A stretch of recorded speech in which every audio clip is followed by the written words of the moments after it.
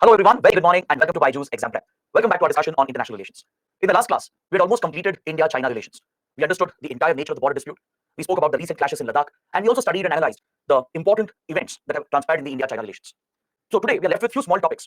Let's close these topics. Let's cover India-China completely, and after that we'll proceed to a very important region, that is the Indian Ocean region.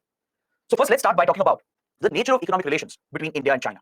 This part of the relationship is very, very important for your mains because China is today India's largest trading partner. Amongst all the countries, we have the biggest trading relationship with China. And there are many issues in this trading relationship. Even though China is our biggest trading partner, the trade volume has easily crossed $100 billion. There are many problems and challenges we have in this trading relationship. The biggest problem is the trade deficit, the huge trade deficit that is against India. Because this has become an unequal trading relationship. China has been exporting a lot of goods to India. It has been exporting a lot of goods and commodities to India, whereas India has been largely exporting raw materials. So we are not making much of value addition. Whereas China, which has become a manufacturing hub, it has been able to carry out value addition. It mainly procures various raw materials from India. For example, iron ore. One of India's exports to China is iron ore, which is a raw material. But China finishes the commodity, it turns that into steel and various other goods and commodities and exports it to other countries and brings it back to India as well. So this in a way creates an unequal relationship because India is not adding much value, whereas China is carrying out value addition. And thus we end up becoming dependent on Chinese imports. India has ended up creating an import dependency on China. It's not just India, in fact, most of the countries in the world, even developed Western countries, they've all developed a critical import dependency on China. That is the extent to which China has dominated the global economy. Almost all the major companies, the manufacturing firms, they all shifted base to China since 1980s. Since China opened up its economy through its economic reforms, China offered cheap labor. It offered skilled manpower at a very cheap cost. It created a massive manufacturing hub by establishing special economic zones. And thus it attracted a lot of foreign investments. Most companies, most industries shifted their manufacturing facilities to China. So over the decades, this has allowed China to dominate the supply chains as China produces most of the essential commodities, components, etc. So many countries have started depending on China heavily, including India. There are many key sectors in India which have a critical dependency on Chinese imports. Without Chinese imports, these industries will not even survive in India. That is the extent of dependency that has been created. For example, if you look at the pharma industry, India is called the pharmacy of the world because we produce the world's largest volume of generic drugs and vaccines. India's pharmaceutical industry is the backbone of the healthcare system of many poor developing countries, especially in Africa. Even though India is a global leader in pharmaceuticals, our pharmaceutical firms are heavily dependent on China for APIs, active pharmaceutical ingredients.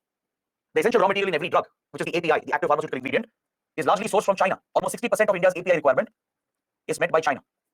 So without China's API supplies to India, our pharma industry is going to collapse. Similarly, in other key sectors like power, telecom, in such key areas as well, China has a dominance in the global market with regard to transformers, power transmission equipment, then telecom switching equipment. These components, they form the backbone of your power infrastructure and mobile and internet infrastructure. Chinese companies dominate the world in these sectors. Is that clear?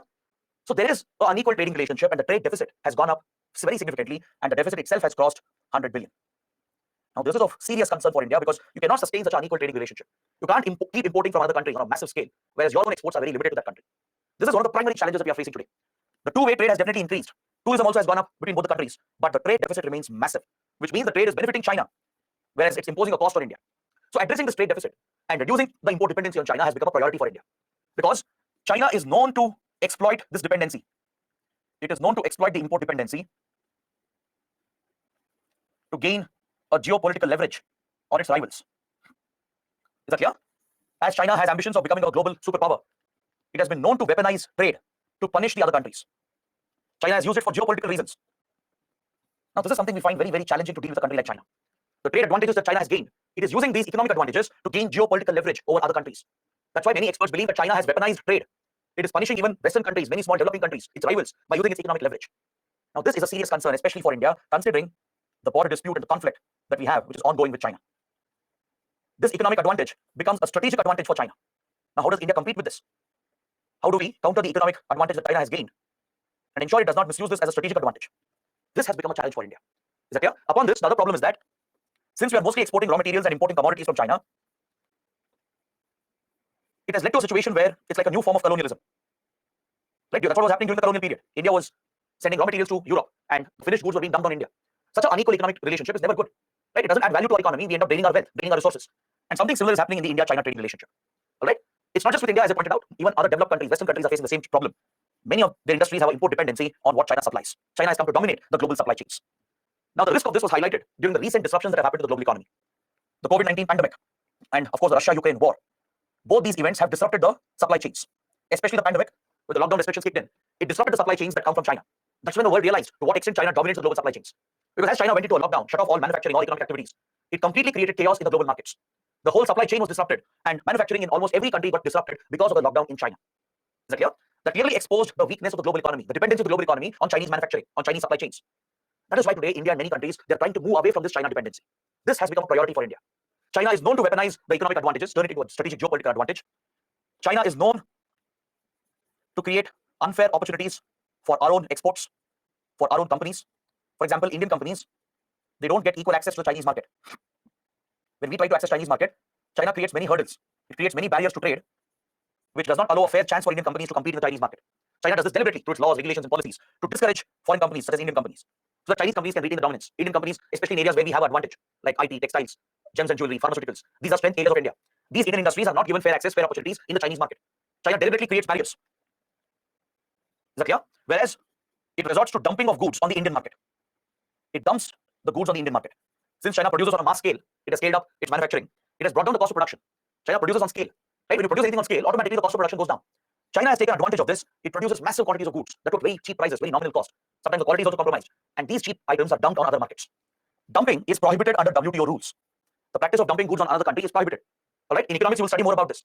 Dumping is a practice where a particular item, a commodity, is sold in another country at a lower price. Its selling price would be lower than its cost of production in the domestic market of that country. If this were to happen, then that practice is called dumping. Now, let's say this pen, this digital pen. Let's say if an Indian company has to produce this pen, they'll incur a total cost of, let's say, 10,000 rupees. That is the minimum. An Indian company can produce this pen for 10,000 rupees. So obviously, they'll keep a profit margin. They'll try to sell it maybe for 12,000 rupees. That is the minimum price you can get in the Indian market. But China can produce the same pen more efficiently because it has a massive manufacturing chain. It is produced on scale. It can produce lakhs and lakhs of these pens. That's bringing down the cost of production. It can produce the same pen at just 6,000 rupees. And even after incurring all the import costs, the import duties, it can sell the pen in India for 8,000 rupees. Now, which pen would you buy? In the Indian market, there are two pens. One is 8,000 rupees, one is 12,000 rupees. Which one would you prefer? Obviously, the customer would prefer the cheaper one. You would go for the Chinese pen. This will destroy competition. This will destroy our domestic industry because our companies have no scope to compete. When dumping starts taking place, domestic manufacturers cannot compete because their selling price is lower than your cost of production. How will you compete with such an item, such a commodity? This practice is called dumping of goods. And this is prohibited under WTO rules. It allows the countries to impose anti-dumping duties. If you detect a deliberate attempt at dumping, which could wipe out your domestic industry, you can protect your domestic industry according to WTO rules by imposing anti-dumping duties on those commodities. By imposing these taxes, these import duties, you can increase the cost of the commodity, thus allowing for competition, thus protecting your domestic industry to compete with the imported products. So when India detects dumping, we impose anti-dumping duties, and China objects to this. It files cases as well against India at WTO. China and India, we have many legal disputes going on at the WTO. Is it clear? So this is another important issue in our trading relationship. Plus, India has a complaint that China's pricing mechanisms, its subsidies given by the government, they're all hidden, they're all opaque. It's not transparent. India alleges that China resorts to unfair trade practices. It provides massive subsidies to its domestic companies, manufacturers, thus helping them to produce on scale, that at a fraction of a cost. It is known to manipulate the prices, manipulate its own currency as well, artificially, to give itself trade advantages against other countries. That's why India and China have many cases going on at the WTO, and dumping is one of the biggest concerns that we have. Is that clear? Whereas Indian companies, on the other hand, are not given fair access, equal access to the Chinese market. So these are some major concerns that we have. That is why the solution, the answer, is to become self-reliant. Achieving self-reliance in the long run is the only option for India. And that explains why the Modi government has launched the Atmanirbhar initiative. Is that clear? The Atmanirbhar campaign is to promote self-reliance, to make India independent in at least some critical sectors. This will not happen overnight. It will take a long-term effort. But as of now, in the short to medium term, India and the world will be dependent on China. Even when the Ladakh clashes were going on, India tried to retaliate economically. We tried to discourage Chinese imports. We even banned many Chinese mobile applications on security grounds. Right? I'm sure many of you would know. More than 200 Chinese apps were banned by the government of India. All the popular applications like WeChat, PUBG, right? Then TikTok. There are many more Chinese apps, mobile apps which are very popular. So India banned all these applications on national security grounds. But all these measures were not effective because if we cut off Chinese imports to India all of a sudden, it's not China which will suffer. It is India which will suffer. China can easily diversify its exports to other markets. China has other markets where it can depend on. But India has a critical dependency on Chinese imports. If we cut off Chinese imports in a reactionary manner, right, it's India itself which will get hurt because our industries will take a hit. They'll almost come to a standstill without Chinese supplies. So we can't overcome the Chinese dependency immediately. It will not happen in 1 or 2 years or maybe even in 5 years. But over a period of time, over the course of 10, 20, 30 years, as India builds up its capabilities, as we promote Atmanirbhar and become more self-reliant, right, we can achieve that level of independence and look at parallel supply chains to reduce our dependency on China. That is why India is working with US, Japan, Australia, and European countries to create parallel supply chains. You might have heard about the Supply Chain Resilience Initiative. The Supply Chain Resilience Initiative. It was started by India, Japan, and Australia to create parallel supply chains which are not dependent on China. India, US have also prioritized supply chain resilience at the Quad grouping, the quadrilateral, and as well as with the Indo-Pacific Economic Framework. These are important trade initiatives and diplomatic initiatives involving these countries. They have prioritized supply chain resilience to make the global supply chains more resilient and independent from Chinese dependency. So it will take a long-term effort and a global collaborative effort to move away from the China dependency. But in the short to medium term, we will continue to depend on China, and hence it's important to balance this trade relationship. All right, we have many major security concerns as well because several Chinese companies are known to be very, very close to Chinese intelligence. There has always been a fear a very genuine, legitimate fear. The Chinese companies which dominate the global market, such as Huawei, ZTE Telecom, even companies like TikTok, right? These companies apparently have been very close to Chinese state agencies, to the PLA and the Chinese intelligence. The Ministry of State Security is the intelligence agency of China, the foreign intelligence agency of China. Apparently, Chinese intelligence, they have very close ties with these top companies. And also remember, China is an authoritarian country. The communist state can force the companies to behave as the government wants. I'm sure some of you would know. China has not even spared its top billionaire, right? Jack Ma, the founder of Alibaba, has been hunted by the Chinese government. So it's like India going behind Adani or Mukesh Ambani, right? That is something what China has done. Because in China, the state remains dominant, not a private company, not a private entrepreneur, or not a billionaire, right? So China goes to any extent to ensure that private companies behave as per the Communist Party. So China is known to force the private companies to behave in a certain manner. So there's always a fear that China could misuse the dominance of Chinese companies to force them to create security backdoors through which Chinese intelligence can hack into the networks of other countries or steal sensitive data from other countries. Huawei and ZTE Telecom, they dominate the mobile and internet market. Around the world, most of your 2G, 3G, 4G networks, they're all based on the switching equipment that was produced by Huawei and ZTE. All the back-end telecom equipment which runs your 3G, 4G networks, they all come from Chinese companies like Huawei and ZTE. They have a global dominance. Is that clear? Not just in India, even in Europe, in Canada, in US, in all these countries, Huawei has a dominant presence. The fear is Huawei might have installed security backdoors which will allow Chinese intelligence to hack into the networks easily. There might be deliberate loopholes created in the equipment, in the hardware itself, which will allow Chinese intelligence to hack into the networks to steal data, to carry out cyber war, cyber espionage. So this has become a major concern. The stealing of sensitive data, data security, has become a major concern. Same with companies like TikTok, right? There's no guarantee on how China is using this data. These apps which are widely popular, they've harvested a lot of data from around the world, and this precious data could reach the hands of Chinese intelligence agencies, and potentially it gives them a great advantage to target another country. Because data is the future. Data is the new oil, it's the new gold. And if data is misused, it can have very serious national security implications. That's one reason why India banned all the Chinese mobile applications. It's on these security grounds, right? So we fear that Chinese intelligence agencies, Chinese security agencies, they might misuse the dominance of the Chinese companies to create national security challenges. So these are the major issues, the major concerns that we have as far as our trade and economic relations with China is concerned. Is that clear? This is something you should be familiar with. These are the key points you have to write down and remember them as well. Next, in a different chapter, we'll talk about free trade agreements involving China. There, I'll explain a few more points. We'll discuss a few more concerns that we have with regard to some free trade agreements that were supposed to be signed by India as well. All right, we'll come to that in a later class. Now, let's move on to the next point of my discussion. Let's talk about the string of pearls theory. Let's understand what this term means. I'll also explain the One Belt, One Road project of China, or the Belt and Road Initiative. All right, these are very small topics. We can go through them quickly. We'll also take a look at the China-Pakistan economic corridor. We'll understand why India is not part of Belt and Road Initiative. We'll discuss what is India's counter, how is India responding to Chinese strategies against India. And finally, I'll conclude this topic by talking about the South China Sea dispute. All right, these are the few topics we have left with. Now, if you look at string of pearls theory, this apparently is a Chinese strategy to encircle India, to surround India in the Indian Ocean with a string of strategic port projects around the Indian subcontinent. It is believed that China apparently has a strategy to surround India and contain India. All right. See, officially, there's nothing called string of pearls. China has never claimed it as string of pearls strategy against India. This name was coined by Western governments, Western media, and Western think tanks. Is that clear? The name itself was first coined by the Pentagon, by the US Department of Defense. It's the US DoD which coined the term called string of pearls. The US was studying Chinese investments across the Indo-Pacific, and the Pentagon came across a pattern. They saw that there's a pattern to Chinese investments in the Indian Ocean, and it appears as if China is trying to encircle India and contain India. Because see, traditionally, India is the most influential power in the Indian Ocean. From Southeast Asia to West Asia to Africa, this whole region has traditionally been dominated by India. But in the last 15 to 20 years, we have faced a stiff competition here as China has become equally influential. Right? In the next chapter especially, we will study China's activities in the Indian Ocean. We'll look at Chinese influence in Sri Lanka and Maldives in Africa. You'll understand what kind of competition are we facing here. So given this Chinese presence, which has increased in the Indian Ocean, the US Department of Defense concluded that China has a deliberate strategy to invest in commercial port projects. They appear to be commercial ports, but they can always be given a strategic angle as China controls the operations of these port facilities. It identified a series of ports around India, which potentially could become a military base for the PLA Navy, for the People's Liberation Army Navy, right? As the Chinese Navy has increased its presence and deployment in the last 2 decades, China has invested in a series of commercial port projects which are strategically located, and the fear is that these commercial ports could easily be turned into a military base for supporting the Chinese Navy, for extending logistical support to Chinese naval ships and as well as Chinese submarines. We have detected a lot of Chinese activity in the Indian Ocean, a lot of Chinese naval ships. It's nuclear-powered submarines which carry nuclear missiles. They've often entered the Indian Ocean quite easily. So when they're deployed so far away from China, they will obviously need support. They'll need refueling, resupplies. They need a base, military base somewhere to get those logistical facilities. So apparently this could be a Chinese strategy to contain and encircle India by creating a series of strategic ports around India. And this strategy of China has been given a name called string of pearls strategy.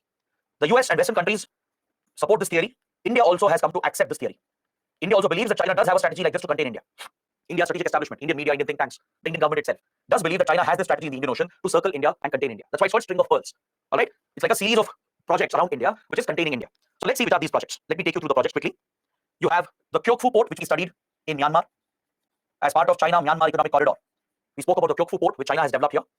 China has invested in the Chittagong port of Bangladesh, which is a strategic port in Bay of Bengal. Both these ports are right next to India. Is that clear? Next, China has gained a dominant position in Maldives and Sri Lanka.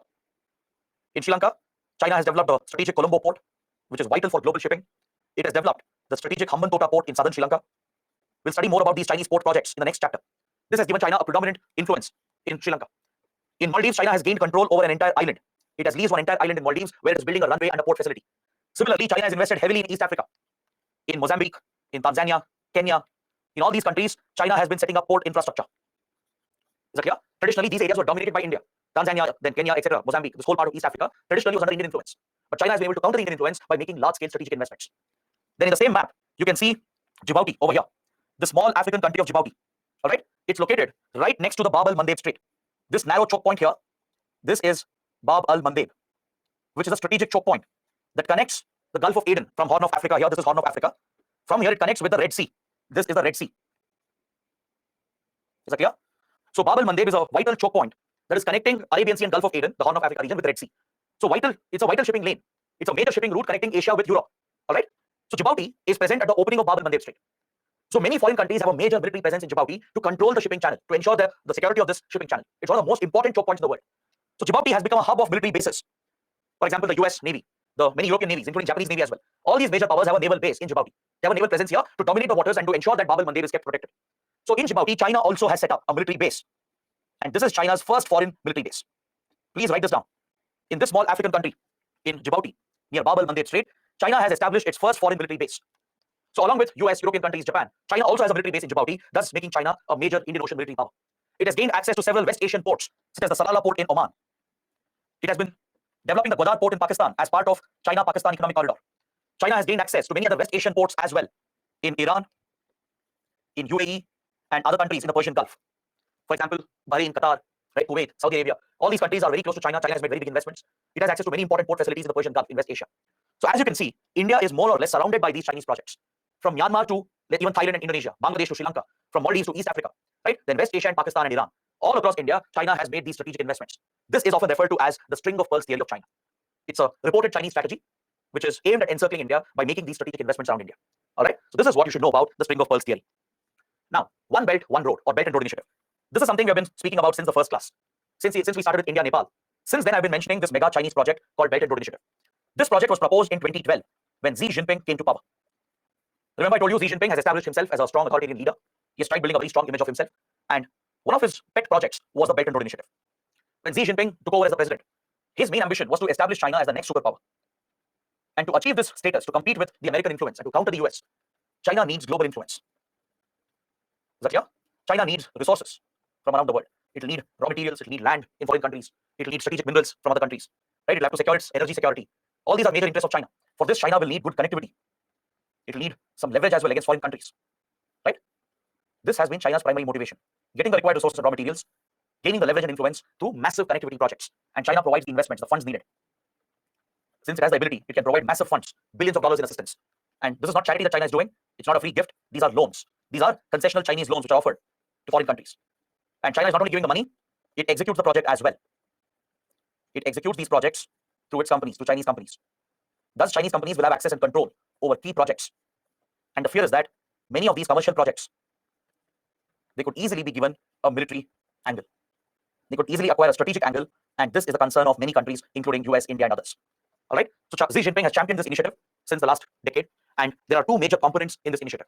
One is the Silk Road Economic Belt, which is the land-based connectivity.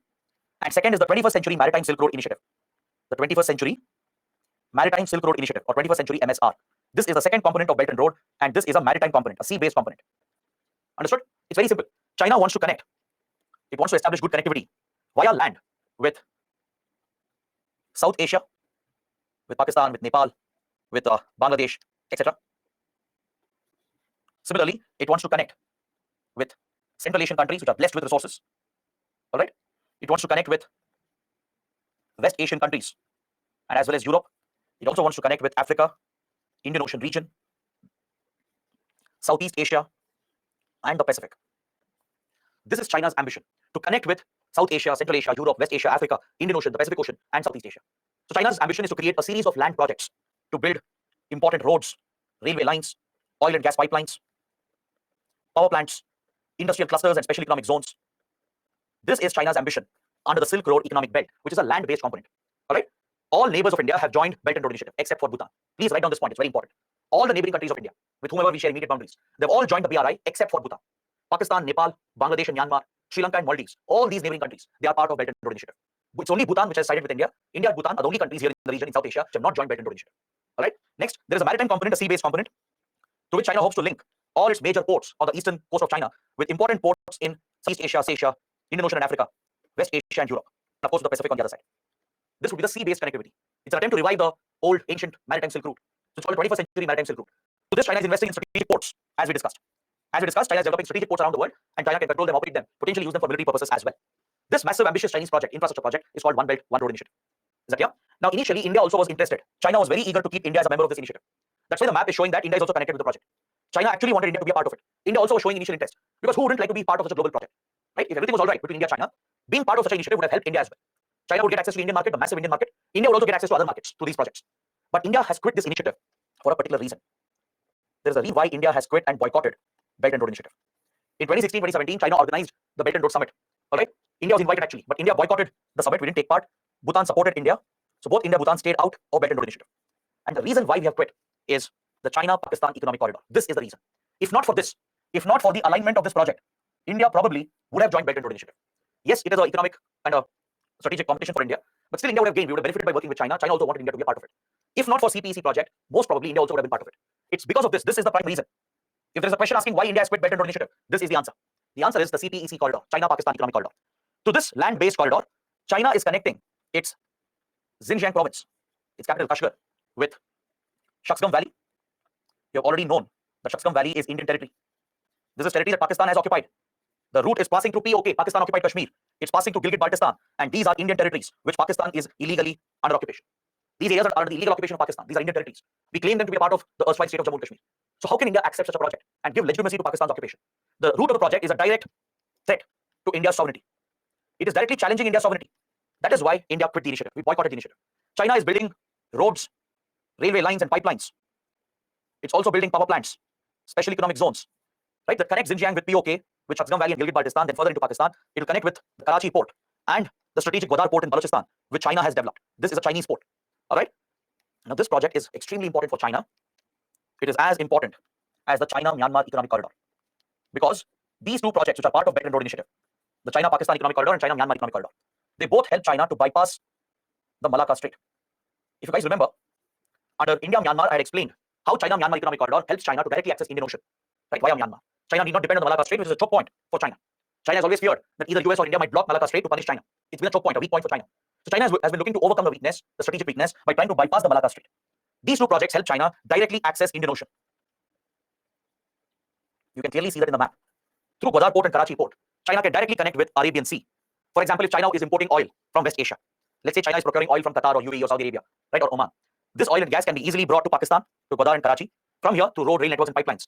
This can be taken to China directly. Is that clear? It need not depend on the Malacca Strait. Same with China-Myanmar economic corridor. Via Bay of Bengal and Myanmar, oil supplies can be taken to China. China can trade with the rest of the world as well without depending on Malacca Strait. That is why both are strategic projects for China, and India has boycotted this initiative. We have directly opposed it. India has opposed the China-Pakistan economic corridor mainly because of its alignment, because the route is a threat and a challenge to India's sovereignty. If we allow this to happen, right, or if we don't protest against this, it's as good as giving up your claims on POK and Gilgit-Baltistan. That is something we can't do, because China has become a third party here. By investing billions of dollars in Shaksgam Valley and POK, right, and gaining influence in Gilgit-Baltistan, it has become a third party to the Kashmir dispute. Now, that is something we can't allow. We've already studied, understood that Kashmir is a bilateral dispute between India and Pakistan. Tomorrow, if India and Pakistan were to negotiate the Kashmir conflict, China will not sit silent. It will try to protect its interests via Pakistan, and this could affect India's interests. So that is why we have strongly opposed the route of the project. We have criticized this project, boycotted it, and we have quit Belt and Road Initiative itself. Understood? This is what you should know about these mega projects of China. It's very, very important. Now, coming to my next point, what has India done to counter the Chinese challenge? Till now, we have just been reading about how China is a dominant power today, how it counters India. Now, let me explain what India has been doing. Let's see what India has been doing to counter the Chinese challenge. See, this is where you need to be very honest, very realistic as well about the capabilities of India and China. The Indian government has understood this quite well. See, we know for a fact that we cannot compete with China in terms of military strength, in terms of economic strength. This is an established fact. If you deny this, you're just ignoring the fact and you're committing a huge blunder. If you think India and China are equals in terms of military and economic strength, then you're fooling yourself. If you base your decisions based on this assumption, right?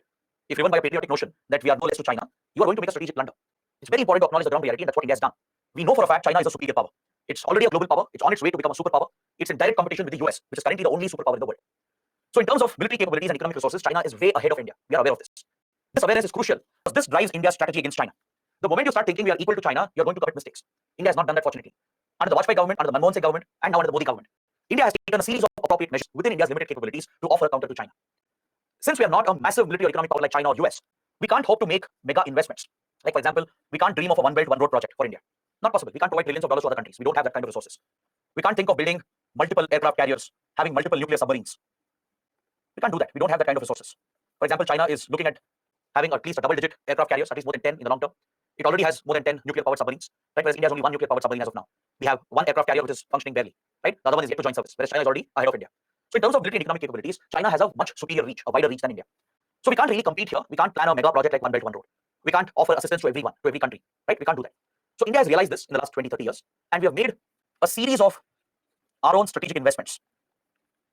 We have taken up a series of smaller initiatives all across the region to offer a collective response against China. See, we may not be able to counter China with one mega project, but doesn't mean we can't counter China. We can always counter China with a series of smaller projects which will collectively give India the strength to resist the Chinese pressure and protect Indian interests, protect Indian influence. For example, there is Project MOSSAM, which is a soft power initiative in the Indian Ocean. It is led by the Ministry of Culture, along with the Ministry of External Affairs. Now, some of you might be wondering, if China is projecting its military power and its economic strength, why is India focused on cultural initiatives? This is where you need to understand that soft power has tremendous advantage in diplomacy. Soft power is something you can't buy. Money cannot buy you soft power. Is that clear? This generates a lot of goodwill, trust, and faith. This is a tremendous advantage India has over China. China is known to create transactional relations. China is known to use its economic and military strength to force other countries to strike unilateral deals, which benefits only China. Many countries, they know that China is like a transactional businessman. It's only looking for benefits to China, whereas it's not helping out the other countries. There have been many cases where countries have been pushed into a debt trap. It's called debt trap diplomacy of China. Apparently, China has a diplomatic strategy to push small countries into a debt burden by taking massive Chinese loans. And eventually, when they can't repay the loan, China takes over these key projects. Chinese companies have given control of these key projects. I'll explain more about debt trap diplomacy in the next chapter when we come to Sri Lanka.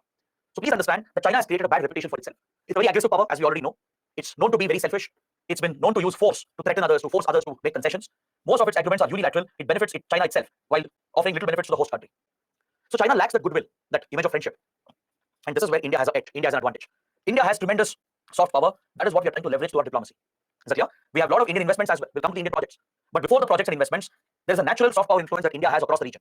Right? Since the ancient Indian civilization, we share very close links with our neighboring regions, with Southeast Asia, West Asia, Central Asia, Indian Ocean, with Africa. All across the region, we have a traditional cultural influence, a civilizational link. We are trying to tap into this. So Project MOSSAM is trying to revive ancient maritime routes that were based on monsoon trade winds. See, since ancient medieval times, India had trading relations with all these regions, with Southeast Asia, with Indian Ocean, Africa, West Asia, etc. There are many historical records to show that merchants from Gujarat, merchants from Kerala, from the Konkan and Karnataka coast, they had trading relations with Africa and West Asia since centuries. Similarly, Tamil dynasties, they had close links with Southeast Asia. Various traders, communities in India, empires in India had links with various other provinces in Indian Ocean. These are historical trade routes which made use of the monsoon trade winds. Because back then you did not have powered shipping, you didn't have engines which powered ships. It was just wind, trade winds, which pushed the ships along. Right? Sailboats were the norm. So as India traded with these parts of the world, by using the monsoon trade winds, we built very close cultural ties as well. Even today, if you visit any of these countries, you find a strong Indian connection. For example, you go to Tanzania today, right, which is a faraway East African country. Even today, there is an Indian community in Tanzania, right? Especially Gujarati traders. They have a strong presence in Tanzania. In Tanzania, you have this small region called Zanzibar, right? Zanzibar was a slave market during the colonial period, and Indian traders were involved in the African slave market. There's an Indian community settled in Tanzania, in Kenya, in Zanzibar, in Mozambique. There are many Indian workers who are settled over there. There are second, third generation Indians who have been living in Africa for many, many decades. That clearly highlights the links between India and the region. Similarly, you go to Oman, you go to Saudi Arabia, you go to Qatar, Bahrain, right? There's a very strong Indian community, and this is a historical connection. I'm not talking about the modern links. I'm talking about links with these regions from centuries. This existed because of the trade, the civilizational trade that we have carried out. You go to Thailand, you go to Malaysia, Singapore, Indonesia, right? You find the similar connections. We are just trying to tap into these ancient links by reviving these maritime routes all across Indian Ocean. So it's a soft power initiative to rebuild those civilizational cultural links, to improve trade, to revisit our strategic relations as well. And this boosts our soft power image, generates goodwill, further trust and faith for India. So this is something China does not enjoy naturally. India naturally enjoys the goodwill, the trust and the faith, but China does not have this natural advantage. Along with this, we are combining our hard power as well. Even we have a series of projects, strategic projects, all across Indian Ocean, South China Sea, and also across South Asia, Southeast Asia, then across Central Asia, and as well as towards West Asia. Across these regions, we have our own strategic projects, which are informally referred to as the Iron Curtain of India. It's an informal name given by the media. Media has called it the Iron Curtain of India. If China has Belt and Road Initiative, it is said India has the so-called Iron Curtain. It's not an official name. It's a name given by the media. Across the region, we have studied many projects. Remember, we spoke about BB Iron Corridor in South Asia. We spoke about IMT, Trilateral Highway. We spoke about Kaladan project, both involve Myanmar, right? And even Thailand is part of the highway project. Next, we'll come to West Asia and Central Asia. Remember, while talking about Afghanistan and Pakistan, I spoke about many Indian investments, many projects involving India. We spoke about the Chabahar Port project, the Tapi pipeline, INSTC project, Ashgabat agreement. All these projects collectively give India the strength to counter Chinese influence. Is that clear? Similarly, in the Indian Ocean region, in the next chapter, we will study several Indian projects across Indian Ocean. We will look at Indian investments in South China Sea and in the Pacific as well. So all these investments of India, they are collectively giving the strength to counter the Chinese influence. Right? This is the response of India. We can't have a single mega project. There can't be one initiative of India like One Belt, One Road. Right? Because we don't have that kind of economic and military strength. Instead, we have come up with our own smaller initiatives, a series of initiatives around the region, and collectively, they help us in countering the Chinese influence. Right? We have taken up many important connectivity projects. We've already covered many of them. We are going to study more in the coming classes. You will see how India is building its links with Indian Ocean region, with South China Sea, with all the other regions I've mentioned here, West Asia, Africa, South Asia, Southeast Asia, Central Asia. Right? We have tied up with like-minded countries to form groupings like the Quad or the Quadrilateral. We are working with like-minded countries such as US, Japan, and Australia. These countries even have a joint exercise, a military exercise called Malabar. Malabar is the naval exercise, which we were speaking about. Right? I explained what is the Malabar exercise in the previous session. Malabar was actually a bilateral exercise between just India and US. But we invited Japan and Australia as well. Today, all 4 countries are part of the Malabar exercise. So our policy to counter China aligns with the American policy to pivot to Asia. There's an alignment here. India's strategy towards Indian Ocean, Pacific Ocean, our approach to Southeast Asia and Central Asia and West Asia. This aligns with the American pivot to Asia policy. It also aligns with Japan's vision of a free and open Indo-Pacific region. Japan believes the Indo-Pacific should be free and open. Australia has a similar vision. And European countries, United Kingdom, Canada, all these are like-minded powers. France is a major power in the Indian Ocean. All right? All these are partners of India. We are working with these countries. Even Russia has started paying more attention to Indo-Pacific. We are working with all these partners of India to counter the Chinese influence, to counter any destabilization. We have big investments in countries like Iran. Right? We have major projects in Southeast Asia, in Africa, in Indian Ocean. And collectively, we are working with all these groups, with all these like-minded countries to resist the Chinese influence. All right? So this is what India is doing to counter the rising Chinese influence. It's not one initiative, it's not one mega project. Right? It's a more pragmatic, realistic approach where we are investing in small level projects across the region, building these relations and soft power ties. And collectively, they give India the strength to resist Chinese influence. All right? So with this, let's come to the last part of my discussion, the South China Sea dispute. This is an important topic. It's been making a lot of news since the last many years. So let's understand what South China Sea dispute is all about. What is this conflict? What's the concern? What is China's issues here? How does it affect India? All right? Now, if you pay attention, if you look at the map, this is where South China Sea is located. This U-shaped water body, this entire U-shaped water body, this is South China Sea. All right? This is the Gulf of Thailand. And this here is East China Sea. This here is the Philippine Sea and the Pacific Ocean over here. Now, South China Sea is of great strategic and global significance because it is a vital link between Indian Ocean and Pacific Ocean. In order to trade between Indian Ocean and Pacific Ocean, South China Sea is the only route. South China Sea, as you can see in the map, connects with Malacca Strait over here. Is that clear? Malacca Strait is an opening to South China Sea, and Indian Ocean is connected with the Pacific through the South China Sea. So naturally, South China Sea is critical for global shipping. According to several estimates, 60% of the global shipping traffic passes through the South China Sea. Why? Because today, the most important region in the global economy and in global geopolitics is the Indo-Pacific region.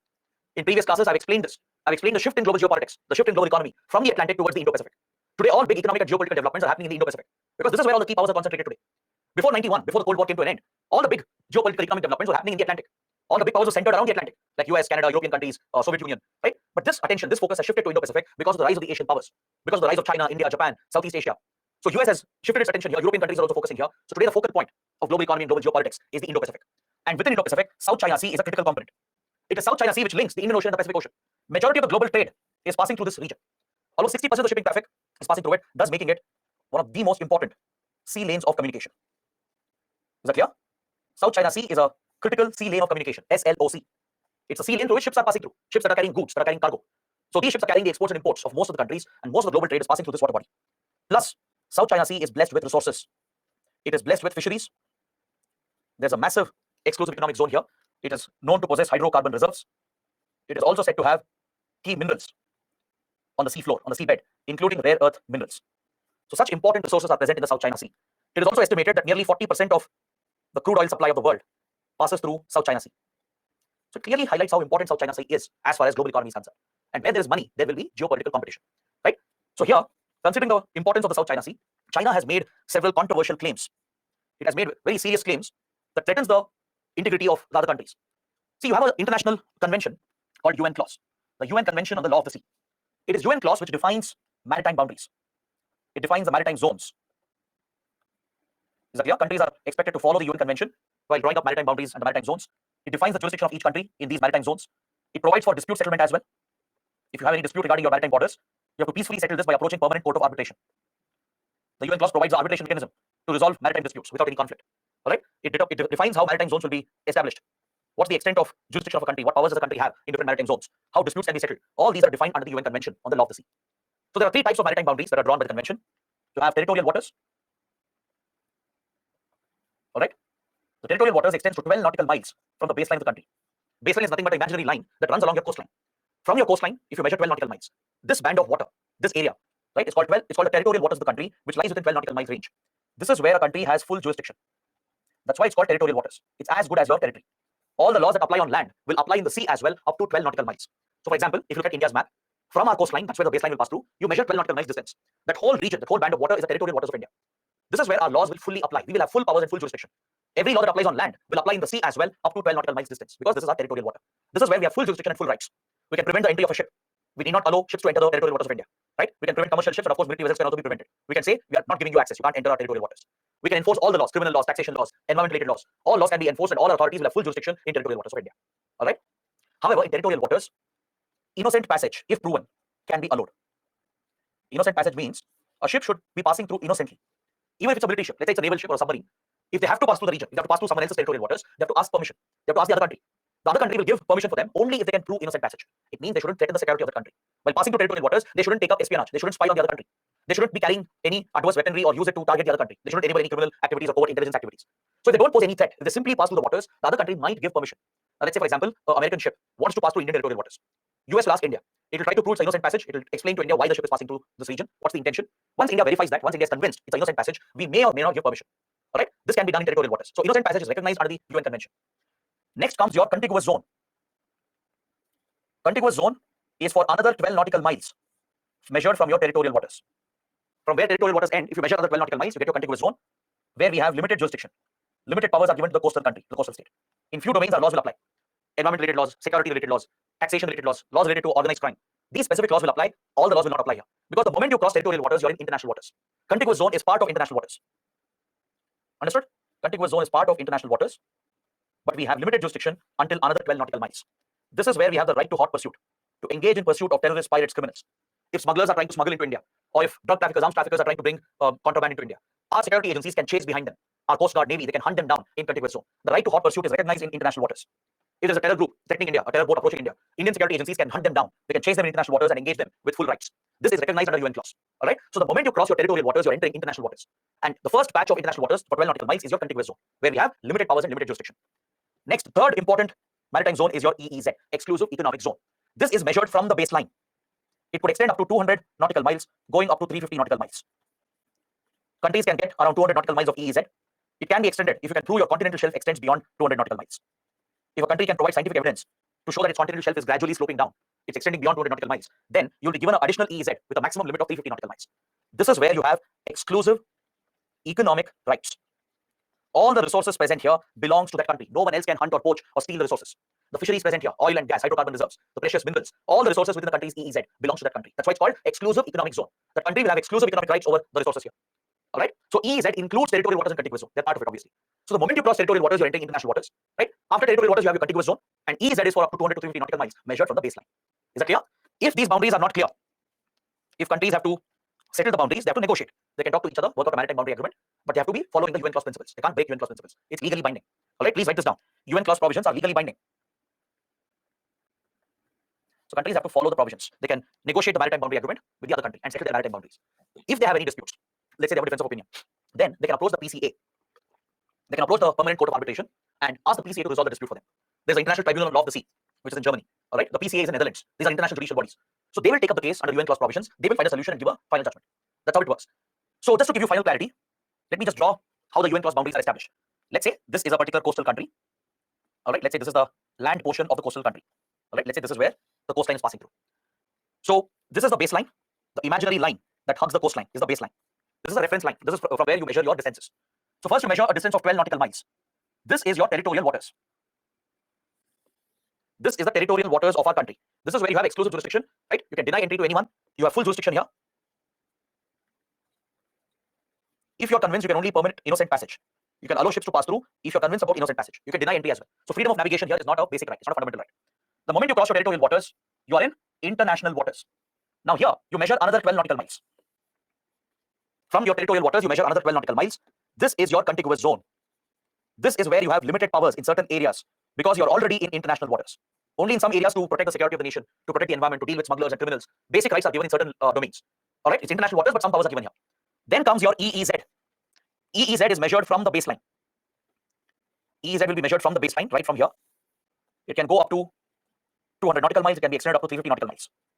All right, this is your exclusive economic zone. All resources found here belongs to the country. You have exclusive rights over all economic resources. All right, but in international waters, please write down this point. The moment you're out of territorial waters, freedom of navigation, the right to navigate a ship through the international waters, and the freedom of overflight, because this applies for the airspace above it as well. These boundaries apply for the airspace above, not just for the waters. All right, freedom of navigation and overflight is a recognized fundamental right. It's a basic right for every vessel, for every ship, for every aircraft, which is recognized under UN clause provisions. When you're in international waters, nobody can stop you without a reason. Unless and until you're threatening the security of the country, there is no reason for anyone else to prevent your freedom of navigation. So freedom of navigation and overflight is a recognized fundamental right under UN clause in your international waters. That is beyond your 12 nautical miles. You enter international waters, and in this entire region, freedom of navigation is a basic right. It can't be denied. All right, it's only in territorial waters where you can deny your access. Is that clear? It's only in your territorial waters where you can deny the access. Clear? If innocent passage is proven, only then access can be given here. So country has the discretion to decide which ships to pass through and which ships to be prevented from passing through. But in international waters, you can't prevent the movement of any ship, any aircraft, right? Because it's a basic right under international law. Now, why is this relevant? Why did I discuss this in detail? It's because China has been breaching these basic rights. It has refused to recognize the maritime boundaries of others. It has refused to recognize the exclusive economic zone of others. It has violated the sovereignty of other countries. It has even disrupted freedom of navigation and overflight. It has broken all the principles of UN clause. That is why you should know these basic provisions. Here in the map, you can see this U-shaped line. This U-shaped red dotted line here. This represents the claims of China. China has claimed this whole region for itself as its exclusive economic zone. This claim of China is unsustainable as it overlaps with the genuine EEZ claims of other countries. So that is why China has run into multiple disputes with multiple countries here. Is that clear? This is the 9-dash line of China. It was previously the 11-dash line. China had used 11 dashes to represent its claims. All right, now it's been reduced to 9 dashes. By using 9 imaginary dashes here, a U-shaped line has been drawn. China claims this is the EEZ of China.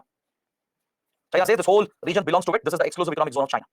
All right, China is making these claims based on historical records, historical claims. Now, this is not sustainable. We live in a modern civilized world which is governed by international rules. We have international law in the form of UN clause, which has established a rules-based order. Right? That is why you live in a stable world, a predictable, peaceful world, because countries are obligated under international law, such as UN clause, to follow the international rules, to respect and uphold international rules.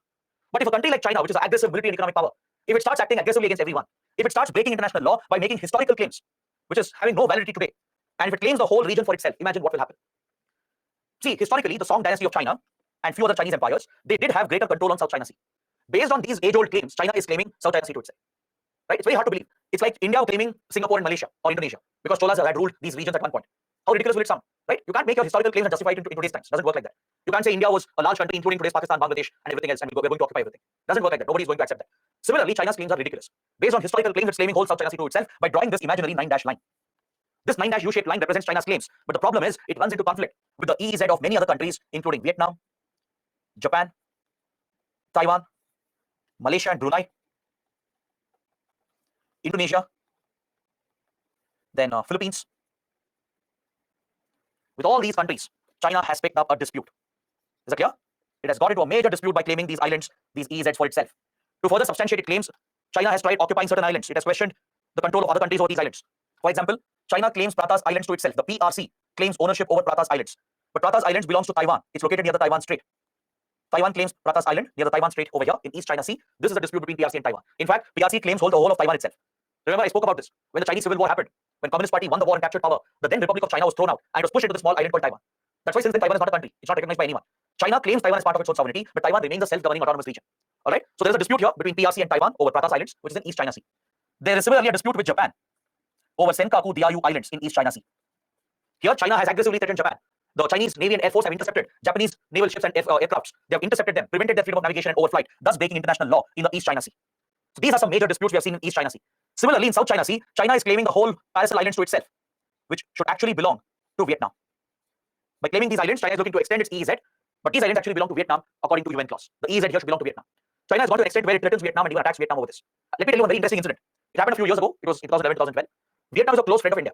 All right, they have a very close strategic relationship. Vietnam had invited India to explore oil in the EEZ of Vietnam. India's ONGC Videsh Limited, OVL, was invited by Vietnam to explore oil in the EEZ of Paracel Islands. So OVL had dispatched a ship to carry out the exploration. This Indian ship was accompanied by the Indian Navy. Indian Navy was escorting these ships. They were working with Vietnamese ships in this region. All of a sudden, they were threatened by the Chinese Navy. The PLA Navy intercepted the Indian ships. They communicated with the Indian Navy and the ONGC vessel, and they issued an open threat. They said, Indian ships cannot be present here. This is Chinese territory. They ordered Indian ships to go back. So this is how China prevented and disrupted even India's freedom of navigation and overflight. We were in international waters. We were here on the basis of a friendly request by a friendly country. We were in Vietnam's EEZ, where Vietnam had every right to invite India to explore oil resources.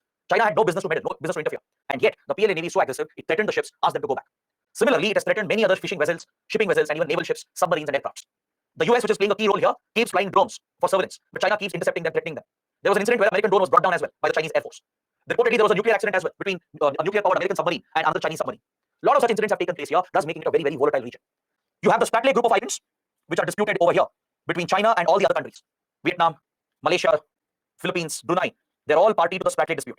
All right? There's one more island here called the Natuna Island. It actually belongs to Indonesia. The Natuna Islands belong to Indonesia. But China has claimed this. It has even destroyed Indonesian fishing boats. The Chinese Coast Guard, they often shoot the fishing boats, make them to sink. They crash the boats, sometimes damage them as well, or they open fire and make the fishing boats to sink. China has frequently done this with Indonesia at Natuna Islands. China does the same with Philippines over Scarborough Shoal dispute, the Macclesfield Bank, and the Mischief Reef. These are locations which are frequently in news. China has threatened Philippines over here, attacked Philippines as well, attacked Philippines vessels. That is the reason why Philippines wants to counter China. It feels threatened. That is why Philippines procured the BrahMos missile from India. India has signed a contract with Philippines to supply a BrahMos cruise missile, which will primarily help Philippines to deter the Chinese Navy. BrahMos can be a very effective anti-ship missile, right? It's the world's fastest cruise missile. So Philippines has signed a contract with India to procure the BrahMos. The Scarborough Shoal in particular is important because in 2016, Philippines had filed a case against China at the Permanent Court of Arbitration. At the Permanent Court of Arbitration, Philippines had filed a case according to UN clause provisions. As China kept threatening Philippines over Scarborough Shoal, it took China to court at PCA.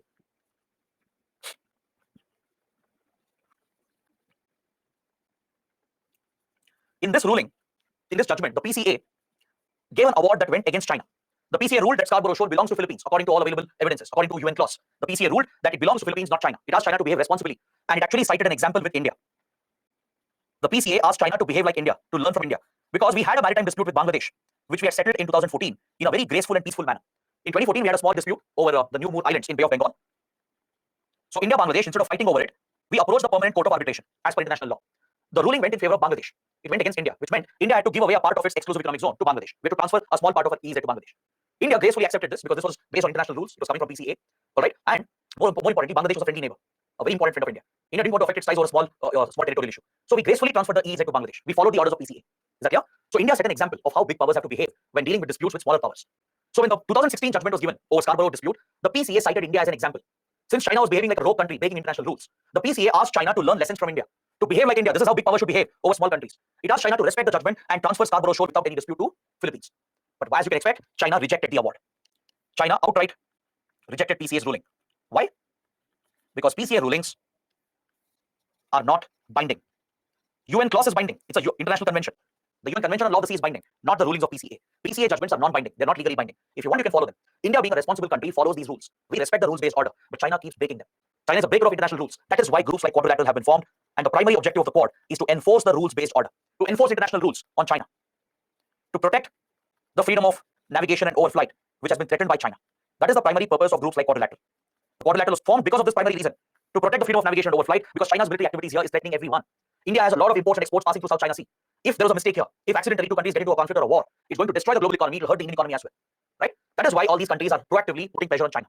Of course, the US has played a double game here. The US is, as always, hypocritical. It is exploiting the opportunity.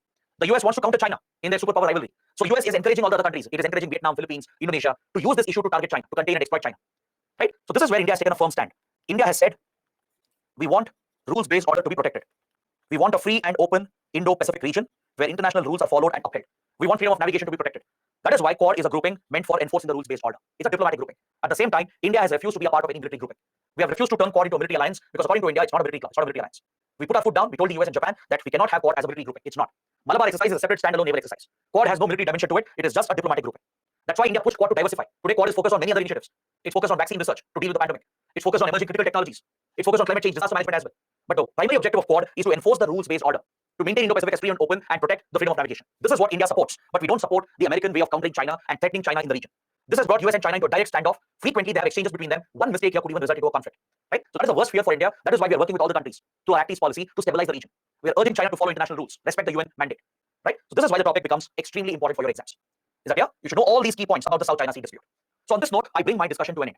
In the last slide, I've given some pointers regarding the current issues with the Modi government and the Chinese government, the concerns about CPEC project, how China has blocked India's efforts to designate Masood Azhar as a global terrorist under the 1267 Sanctions Committee.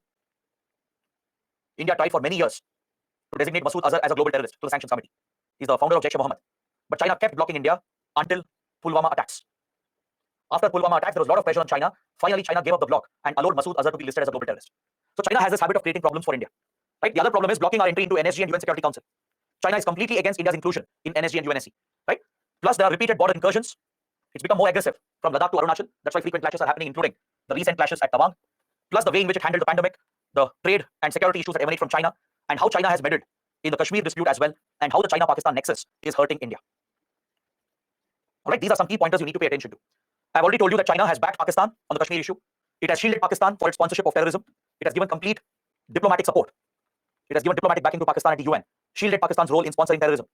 All right, when India carried out changes to J&K, when we revoked special status and reorganized J&K into union territories of Ladakh and J&K, China objected to it. China and Pakistan together brought up the issue at UN to criticize India for changing the status quo. All right, so these are the challenges that have emerged. It's becoming increasingly difficult for India to deal with an aggressive China, and we also have the water sharing issue over the Brahmaputra. China has planned many major dams, hydropower projects over the Brahmaputra. This is a major concern because we have no treaty. There is no water sharing treaty between us. All right, Brahmaputra is called Yarlung Tsangpo in Tibet. Right, this is the lifeline of Northeast India, the lifeline of Bangladesh. But India, Bangladesh are low riparian countries, whereas China is the upper riparian. So Yarlung Tsangpo flows from Tibet, reaches the Arunachal border, and takes a U-turn, almost a 180-degree turn at Namcha Barwa. At the Namcha Barwa mountain range, which is part of the extended Himalayas, the Yarlung Tsangpo takes a almost 180-degree turn. It's even called the Great Bend, and it starts flowing into Arunachal Pradesh. Right? So there you have multiple channels, the Dibang, Lohit, all these rivers emerge eventually to form the mighty Brahmaputra. It's the lifeline of Assam and Northeast India, and it's crucial for irrigation, drinking water, power generation, etc. It also causes massive floods every year in Northeast India. It is very crucial for Bangladesh as well. But China has been very opaque. There is no treaty between us, no water sharing treaty. It is opaque about these mega projects. This creates a fear for India and Bangladesh on how China will manage the waters. It is possible that China might divert the river, block the flow of the water. It could create water scarcity. Or China might suddenly release the water during rainy season to protect the dam. This could cause massive floods in India. If China does this without informing India, it's going to be a huge disaster. Right? This could even be weaponized. In case of India-China conflict, China could cause massive floods in Northeast India. This is an eternal fear that we are living with because there's no water sharing treaty. That's one issue we are pushing China on. We're pushing China to negotiate a water sharing agreement, but China is not showing interest. Right? So all the mega projects China has executed on the Yarlung Tsangpo is closely monitored by India. India keeps a close watch on the Chinese dams and projects on the Yarlung Tsangpo. All right? If you're aware of all these points, it is more than sufficient. It's clearly the biggest and the most important chapter for you. That's why we have spent so much time on it. But if you're able to recollect all these points and be thorough with your current affairs, it is more than enough. There can't be any other question except for what we have discussed. All right? So now, let's take a short break. Let's take a 15 minutes break. We'll come back at 8:05. All right? And we'll start with next chapter. We'll look at a new region, the Indian Ocean region. So we'll enter the Indian Ocean, starting with Sri Lanka. All right? So please come back after the break. I'll take all your questions, solve all your doubts, and we'll start with Indian Ocean and Sri Lanka.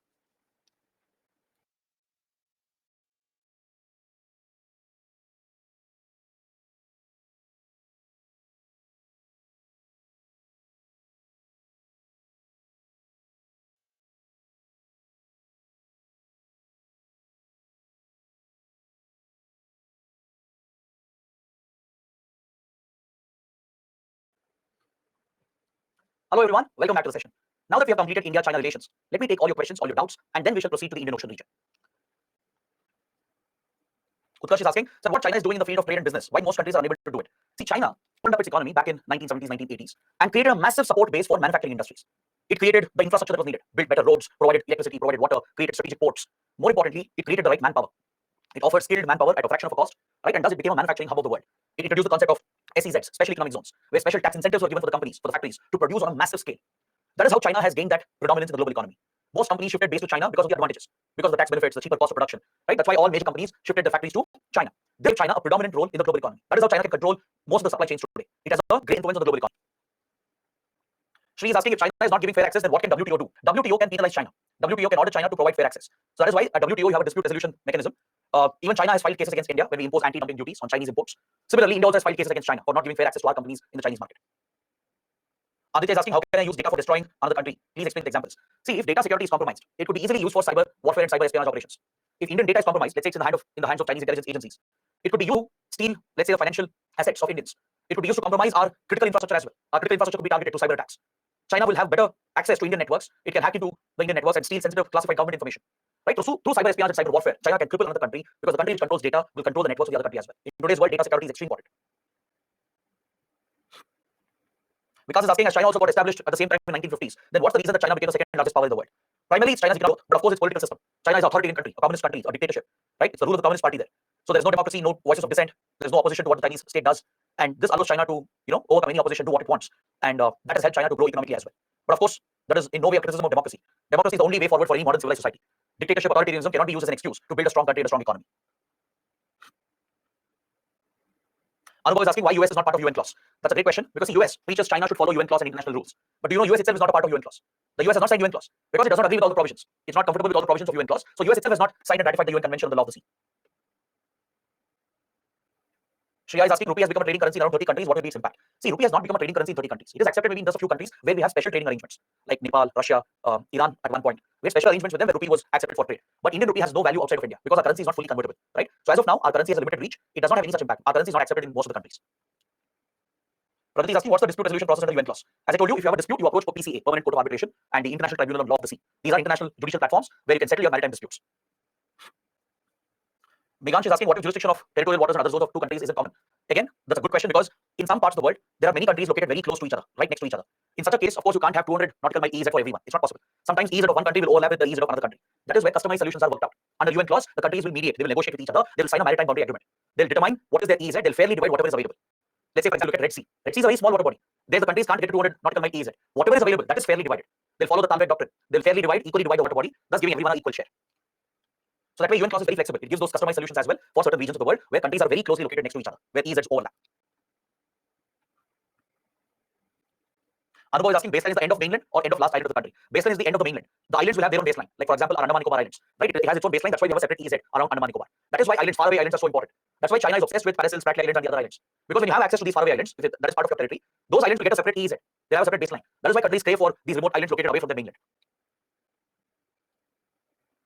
Next, Katu has a similar question. How is the baseline and EEZ decided if countries are close to each other? Let's take the example of India, Sri Lanka. I'll show you that. I have a map for that. As we discuss India, Sri Lanka, I'll show you how the EEZ of India, Sri Lanka has been demarcated. There is an overlap because Sri Lanka is quite close to India. Obviously, our EEZ in that part overlaps with Sri Lanka's EEZ. So there we have a special arrangement that India, Sri Lanka have worked out through our maritime boundary agreement. We have signed this maritime boundary agreement with Sri Lanka. So we have compensated for the loss. Both Sri Lanka and India have been compensated for the loss we incurred because of the overlap of EEZ. I'll show you the map and I'll explain that later. All right. Now, let's get started with the next region, the Indian Ocean region. A very, very important region. Let me explain the priorities of India in the Indian Ocean, and then we'll start with the first country, that is Sri Lanka. The remainder of today's class and even the next class, that is tomorrow, we will be focusing on the Indian Ocean itself. We'll cover not just Sri Lanka, we'll also cover Maldives, Mauritius, and Seychelles, and we'll have a small discussion on East Africa as well. All right. Now, let me explain India's interests and priorities in the Indian Ocean region. The Indian Ocean is obviously named after India. It's named after the Indian civilization itself, right? So naturally, India is the traditional power in the Indian Ocean. Since many centuries, and of course even during modern times after India's independence, India has remained the traditional power in the Indian Ocean.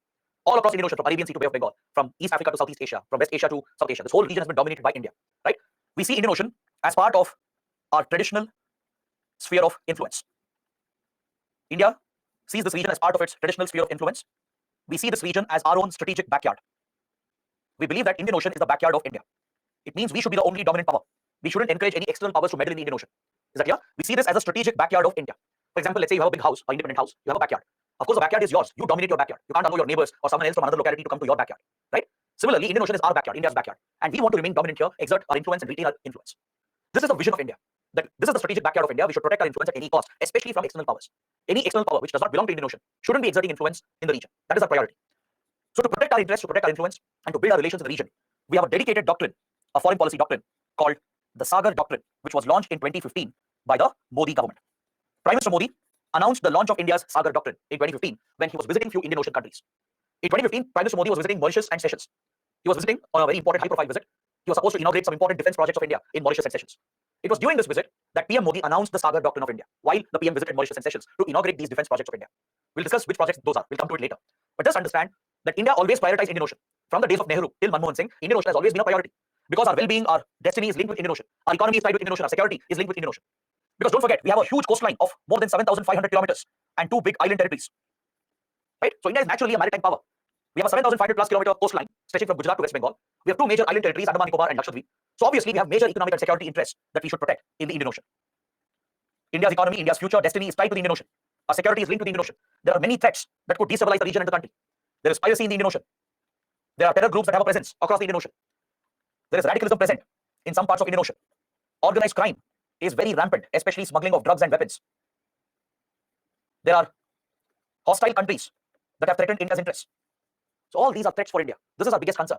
So to protect our economy and security interests, we have to dominate the region. We have to stabilize the region and deal with all these threats. Threats coming from state actors as well as from non-state actors. So under subsequent governments, India has always given high attention, high priority to the Indian Ocean. This has been codified into a dedicated foreign policy doctrine under the Modi government called the Sagar Doctrine. It's a more focused vision of India, which is called the Sagar Doctrine, right? Doesn't mean India didn't focus on Indian Ocean before. We have focused on this region from the days of Nehru till Manmohan Singh. But the Modi government has given it a more refined vision to suit the needs of today's world, to suit India's current needs and requirements. So Sagar is actually an acronym which stands for security and growth for all in the region. It basically means we will guarantee the security of every country. We will guarantee economic growth opportunities for everyone. And we will become and emerge as the net security provider of the region. This is a priority for India. We want to be seen as the net security provider for Indian Ocean. We should guarantee economic security to all the countries here, promise economic opportunities and deliver those opportunities, and also protect the maritime security of the region.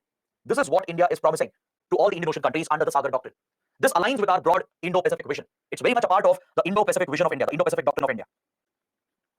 Is that clear? As part of the larger Indo-Pacific Doctrine, we have the Sagar Doctrine, under which we hope to become the next security provider for Indian Ocean.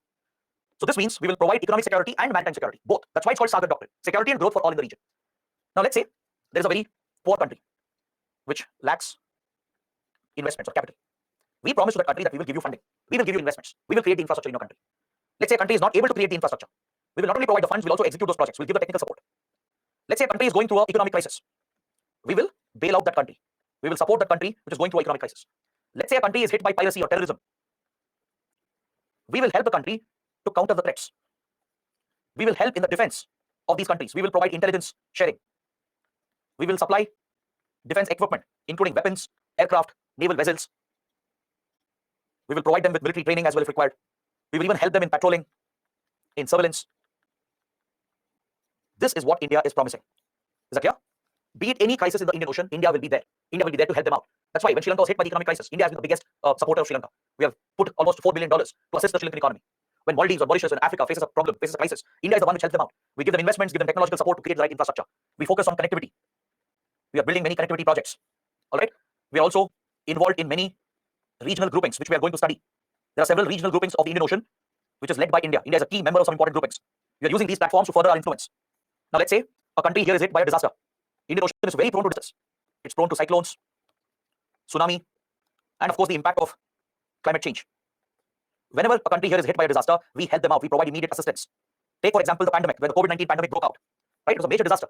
India immediately helped all the Indian Ocean countries. I don't know if you know this. The Indian Navy launched a mission called Mission Sagar. As soon as the pandemic broke out, we launched Mission Sagar in 2020, led by the Indian Navy, and we gave all support possible to multiple Indian Ocean countries. We supplied drugs and all equipment needed to fight the pandemic. We supplied PPE kits, essential medicines, oxygen, sanitizers, masks. Everything was supplied by India to Mauritius, Sri Lanka, to Mozambique and Tanzania, to Seychelles, to Madagascar. All these countries in Indian Ocean were helped by India. Later, we supplied free vaccines as well through our vaccine diplomacy. All right. In 2004, when Indian Ocean was devastated by the tsunami, I'm sure you would have heard about the 2004 tsunami, right? That originated near Indonesia, near Sumatra. This destroyed Andaman Nicobar Islands, Tamil Nadu, Sri Lanka, and many other parts of Indian Ocean. Many countries were badly hit. Thailand, Indonesia, Sri Lanka, Maldives, they were suffering. India also took a very bad hit, especially in Tamil Nadu. Lakhs of people were killed. And yet, India responded. Even though we ourselves were victims of the tsunami, Indian Navy was dispatched to Thailand, Indonesia, Sri Lanka, and Maldives, and we gave them disaster management assistance, which is called HADR assistance. We provided humanitarian assistance and disaster relief, or HADR.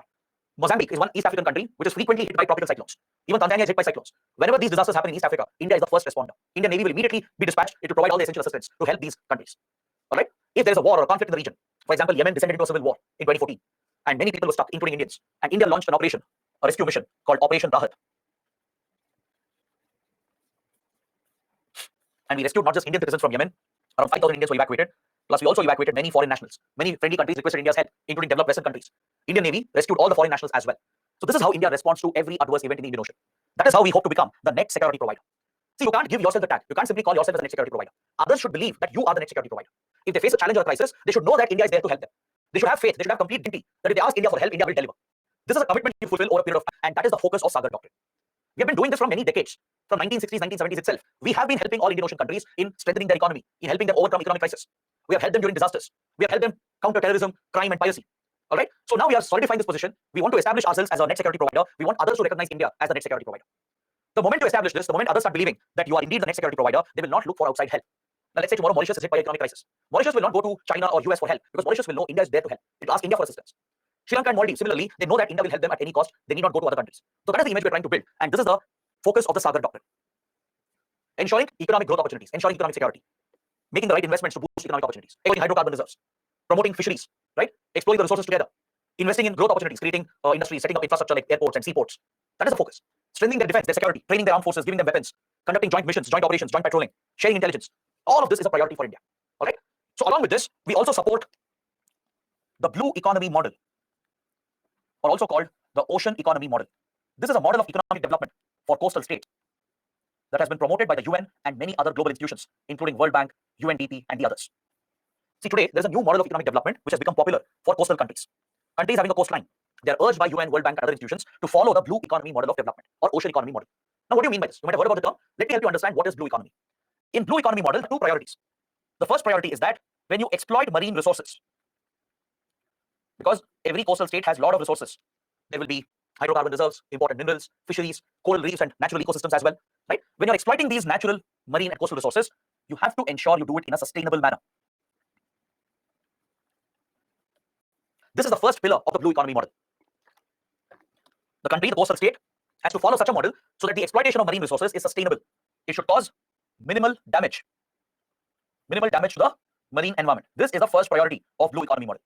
It encourages sustainable practices of economic exploitation and economic growth so that you don't damage the environment, you don't pollute, you don't contribute more to climate change, right? So this is the first priority. Second, it mandates the countries, the coastal countries, ensure that benefits that arise out of the exploitation, they are channeled towards the socio-economic development, to promote the socio-economic development of the local communities, that is your coastal communities. The government should ensure that whatever benefits that arise out of this exploitation, basically the money you're making, the revenue, most of it should be channeled by the state to uplift the coastal communities. The fishermen, for example, the coastal villages, they should reap the maximum benefits out of this development because their livelihood is dependent on the coastal marine environment, right? Their survival, their well-being is dependent on it. They are very vulnerable to disasters and climate change. Their lives are being uprooted because of climate change, due to depleting fish resources, due to rising sea levels and increased frequency of extreme weather events like cyclones, etc. Their lives have been uprooted. So coastal communities, fishermen are most vulnerable. So they need to be protected. Their well-being should be taken care of by using the revenue that you generate through the sustainable exploitation. Whatever benefits that arise out of this exploitation should be channeled towards the socio-economic development of the coastal communities. This is the second pillar. So when countries adopt this model, it's called the blue economy model of development or ocean economy model. This is a trending model of administration which most countries are following. India is very interested. We are adopting the blue economy model as well within our own country. Plus, we are promoting this to our Sagar Doctrine. We are promoting the blue economy model to our Sagar Doctrine. We are helping other small countries, Indian Ocean countries, to implement the blue economy model. So this is another priority for India. All right. If you understood this, it's more than enough. It explains what priorities we have, what interests we have in the Indian Ocean. Remember the point that Indian Ocean is our traditional sphere of influence. It's our strategic backyard. We don't like external interference here. We want India to remain the dominant influence and dominant power. Hence, we want to create an image that India is a net security provider. That's why the Sagar Doctrine was launched. So other countries will reach out to India when they want help. We are guaranteeing economic security and maritime security to help them deal with all threats, all crises, be it a disaster, be it an economic crisis, be it growth opportunities, infrastructure creation, dealing with piracy, terrorism. In all these aspects, India is there to help them out. That is the message we are sending out, and we are implementing the blue economy, ocean economy model to help the economic growth and the sustainable growth of Indian Ocean countries. These are the top priorities of India in the Indian Ocean. All right. Now you can expect a main question here. UPSC might very well ask a question asking you to explain India's interests, India's priorities in the Indian Ocean. You have to bring out these points. You can even draw a rough map of Indian Ocean. Just depict the interest that we have. All right. So based on this understanding, let's start with the first Indian Ocean country and our neighbor, our maritime neighbor, Sri Lanka. This map helps you understand the strategic location of Sri Lanka.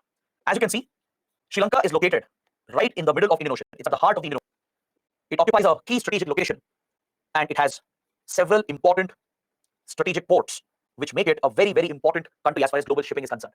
Most of the shipping routes that come from Europe, that come from Africa, West Asia, these shipping routes, they all converge at Sri Lanka, and further it connects with South Asia and Southeast Asia. Is that clear? Sri Lanka has so many important ports and it has such good facilities and infrastructure that global shipping prefers the Sri Lankan ports. Especially the Colombo port is one of the major global port facilities. It's a state-of-the-art port facility. It has very good infrastructure, and most of the global traders, they prefer to dock the ships at Colombo. Other than Colombo, Sri Lanka has other important ports like Hambantota, Trincomalee, and Kanke Senturai. These are the major port facilities of Sri Lanka. All right. In fact, Colombo port has such good infrastructure that many ships, they prefer Colombo port over Indian ports. A lot of India's export and imports passes through Sri Lanka. Instead of bringing the goods directly to, let's say, Mumbai or Cochin or Chennai, right? Many ships coming from Europe and Africa and West Asia and Southeast Asia, they dock at Colombo. From Colombo, the goods are next dispatched to India. So a lot of India's trade, India's exports imports are passing through Sri Lankan ports. So from an economic point of view and a strategic point of view, Sri Lanka is vital for India, extremely important because of its location, because of its state-of-the-art port facilities that are located. All right. Apart from this, we have a historical, civilizational, cultural link with this country. How can you ignore this? This is the foundation of the relationship. Right? Sri Lanka was very much part of the Indian civilization. These boundaries have come up today in modern times. But in ancient medieval times, Sri Lanka was very much part of the Indian civilization itself. We have a shared common history, right? Especially the Tamil community from southern India, that is from today's Tamil Nadu, forms a common link with Sri Lanka. And the primary determining factor in today's relations between India and Sri Lanka is the ethnic conflict that Sri Lanka has witnessed, the deep divide the country has seen between Tamil minorities who are closely linked with India and the Sinhala Buddhist majority. Ever since Sri Lanka became an independent country, since it gained independence from the British, since then, a major divide came up, an ethnic divide between the majority community, that is the Sinhala Buddhists, and the minorities, the Tamil minorities. This ethnic divide has escalated over the decades and it turned into a brutal civil war. Sri Lanka has gone through a lot of destabilization because of this ethnic conflict, and there is a direct Indian connection in this conflict. It not only affects India's interests because we care about the Tamil population in Sri Lanka, because the Tamils here are connected with families in Tamil Nadu. We have a moral obligation, a duty to protect them. Plus, India was directly involved in this conflict that Sri Lanka saw from 1970s, 1980s. This has been the primary determining factor. Even today, the principal determining factor in the India-Sri Lanka relationship is the ethnic divide of the country. So there is a strong historical link we share with the country. The link is to Buddhism and Hinduism. If you look at the civilizational links, right, we share a close religious connection to Buddhism and Hinduism. Sri Lanka is a Buddhist majority country, right? There are several sacred Buddhist pilgrimage sites in Sri Lanka. Plus, Sri Lankans come to India in large numbers to visit the sacred Buddhist sites in India, which is the birthplace of Buddhism. We have Bodh Gaya in Bihar. You have Kushinagar, Sarnath in Uttar Pradesh. All these are very sacred sites in UP, Madhya Pradesh, Odisha, and of course in Bihar. This whole belt has many important Buddhist sites, and Sri Lankans come to India to visit these sites. There are Hindu pilgrimage sites as well, even our epics, some of the Hindu mythological texts, right? They make a mention of Sri Lanka. Ramayana, for example, even Mahabharata. They both make key references to Sri Lanka, right? So this clearly highlights the close links, and the Tamils form the ethnic link, the ethnic connection, whereas Buddhism, Hinduism forms the religious connection. So there's a very strong historical bond, and many Tamil dynasties, including the Cholas and others, the Pallavas, etc., they all had complete influence in Sri Lanka. All right. So this is an age-old connection that we have. So we have very close cultural links. There's a historical people-to-people connection that exists here. So this is naturally the defining factor of the relationship. The well-being of the Tamils, the historical, cultural, people-to-people relations, right? And of course, the ethnic conflict itself, the civil war, which affected the Tamil minorities. These are the primary factors which have driven India-Sri Lanka relations. Now let's understand what really happened in Sri Lanka. This is where I have to take you back to the very beginning of Sri Lanka's independent history. We need to see what really happened in Sri Lanka. Why did this divide come up between the Sinhala Buddhist majority and the Tamil minorities? That's a very, very important understanding. So to understand this, you need to look at the demography of Sri Lanka. Now that you have a fair idea about Sri Lanka's geography, I should help you understand the demography of Sri Lanka as well, based on which it becomes easier for you to grasp why this divide started, why the civil war took root. You're looking at the religious and the ethnic profile of Sri Lanka in these two maps. In the next slide, I've added related graphs, pie charts have been given. Even they are explaining the religious ethnic profile of Sri Lanka. Now, if you look at the map here, you can easily understand that as far as ethnicity is concerned, the majority ethnic group are the Sinhalas. The Sinhalese is a ethnicity. They are the natives of Sri Lanka. All right. The Sinhalas are the most dominant ethnic group. All the blue shaded regions here across central, southern, and eastern and western Sri Lanka. This is where you find the Sinhalas, the Sinhala ethnic group. Now it appears that both the maps are quite similar. Right. This is the ethnicity map. This is the religious map. They both appear similar because of a reason. Because in Sri Lanka, the major communities are concentrated in certain regions. The Sinhalas, who are the majority ethnic group, they're all Buddhists. That is why the maps overlap. That's why wherever you find Sinhalas, you find Buddhism as well. Both the maps look very similar. All right. Now, where do you find the Tamils? Where can you find the Tamil population? Tamils are mainly concentrated in the northern province of Sri Lanka, in the Jaffna region. You would have heard about Jaffna Peninsula, right? This peninsula here, this is the Jaffna Peninsula. It's closely linked with Tamil Nadu. It's just few nautical miles away from Rameshwaram. Tamil Nadu is very close over here to Sri Lanka. Physically, the distance is very, very less. The northern province is where you find Tamil minorities. You also find Tamil minorities in the eastern province. All right. So Tamils are mainly concentrated in the northern and eastern provinces of Sri Lanka, and you also find them in the central highlands over here. This yellow shaded region you see here in central Sri Lanka. This is the central highlands or the Sri Lankan highlands. Here as well you find the Tamil population. The Tamils, they are mainly Hindus. You also have Muslims, Christians as well, some Buddhists as well. With regard to their religious profile, Tamils can be anything. They can be Hindus, usually it's Hindus, but you also have Buddhists, Muslims, and Christians as well. A lot of Tamil Christians are also present. But as far as ethnicity is concerned, this is where the Tamil minority can be found. In the northern province, eastern province, and the central highlands. All right. Now, a major divide started coming up here between the Tamil community and the Sinhalas, the Sinhala Buddhists, during the colonial times itself. There is a colonial angle involved here. Remember in the very first class I told you, most problems in South Asia are because of colonial blunders. The Kashmir conflict, India-China border dispute, India-Nepal issues, the problems in Bangladesh, and the problems in Sri Lanka. They're all of colonial origin. The British, they made multiple mistakes, some were deliberate, as part of their divide and rule policy to dominate the region and control the region. To control their colonies, they divided the region based on communal and ethnic lines. They deliberately created communal and ethnic divisions. For example, to break India's struggle, the British divided Hindus and Muslims. They deliberately supported extremists on both the sides, right, to weaken our moderate freedom struggle, which was largely secular. They would widen the social divides and ethnic divides in other regions as well, including in Sri Lanka. It's the British and their policies which are responsible for the start of this divide between the two communities. So let me explain what happened here. Let's see how this divide came up. See, historically, there has been harmony between the two groups. This is very well documented. There is clear evidence to show that the Sinhala Buddhists and the Tamils, they were living in harmony. They had no issues as such. Tamils had very well integrated into the Sri Lankan society. But the problem started when the British started deliberately encouraging and favoring minority Tamils in key administrative positions. This is very similar to how the British encouraged Muslims in Bengal province, gave them administrative posts, lucrative positions, made them influential and powerful, thus breeding resentment amongst the Bengali Hindus. Right? So a permanent Hindu-Muslim divide was created in Bengal through such policies of discrimination. The same was done in Sri Lanka. It was Ceylon back then, the British colony of Ceylon.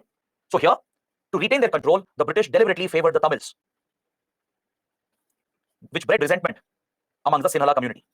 Especially, there was one category of Tamils who were favored called Indian Tamils. Indian Tamils were deliberately supported by the British, which bred resentment between the Sinhalas and the Indian Tamils, and later the Sinhalas would start targeting Indian Tamils. This discrimination and targeting of Indian Tamils angered the other category of Tamils called Sri Lankan Tamils. The Tamil community united.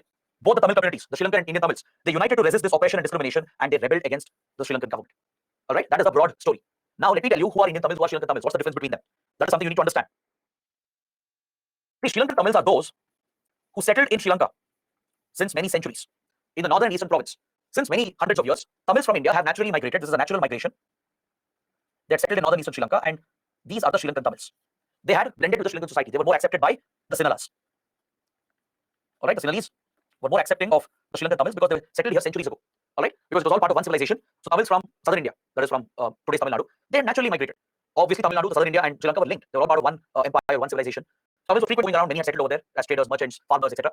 So Sri Lankan Tamils were widely accepted by the Sinhalese, by the Sinhala majority. There was harmony between them. For centuries, they were together, no issues between them. But then came the British, and they introduced a new category of Tamils here called Indian Tamils. Indian Tamils were transported to Sri Lanka much later. In 1800s and 1900s is when Indian Tamils were transferred. I'm using the word transported. I'll tell you why. And they were settled here by the British. And where do you find Indian Tamils? You find them in the Central Highlands. Is that clear? Sri Lankan Tamils are found in northern province and eastern province, whereas Tamils in Central Highlands are Indian Tamils. Central Highlands has a very unique geography. If you look at the topography of Central Highlands, the weather, the climate here, the soil, it is very, very similar to our Western Ghats, to the Western Ghats of India. All right.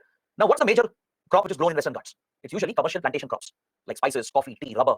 Correct? These are the precious commodities that come from Western Ghats of India, from Karnataka, Kerala, Tamil Nadu, etc. Similarly, the British saw the potential of Central Highlands of Ceylon. They wanted to grow spices, which was very, very expensive in the European market. They wanted to cultivate tea, rubber, and other important commercial plantation crops. This was a British enterprise, British companies, right, including East India Company. They wanted to exploit the Central Highlands because of its ideal climate topography, which was suited for plantation crops. Now, who will look after these farms? Who will maintain these plantations? They needed cheap labor, right? And they came out with a system called indentured labor system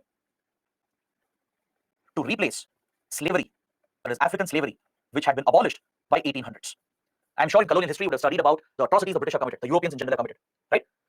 In Africa, in Asia, not just the British, but all the European colonial powers, they have committed brutal atrocities.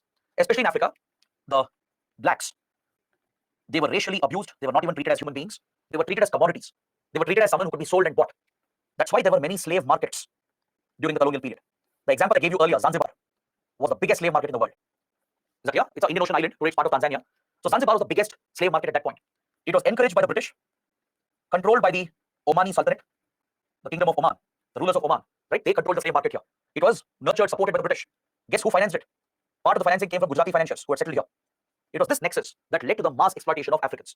From across Africa, from various tribes, innocent Africans would be trapped. They would be caught. I'm not even joking. They would be caught like animals. They would keep a trap, catch them, or attack the entire village and catch hold of all the men and children.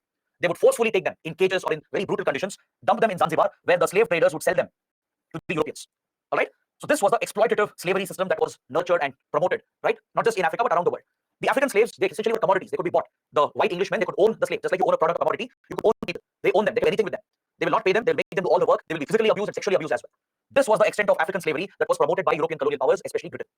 Now, by 1800s, there was an awakening in Europe regarding human rights. Finally, there was a movement getting started. Modern ideas were coming, liberal ideas were coming up, democracies were coming up. Finally, human rights as a subject was paid attention. This brought focus on African slaves. There was a movement in Britain and in Europe which opposed the exploitative slavery system, right, on humanitarian grounds. Finally, the British Parliament enacted a law which abolished slavery.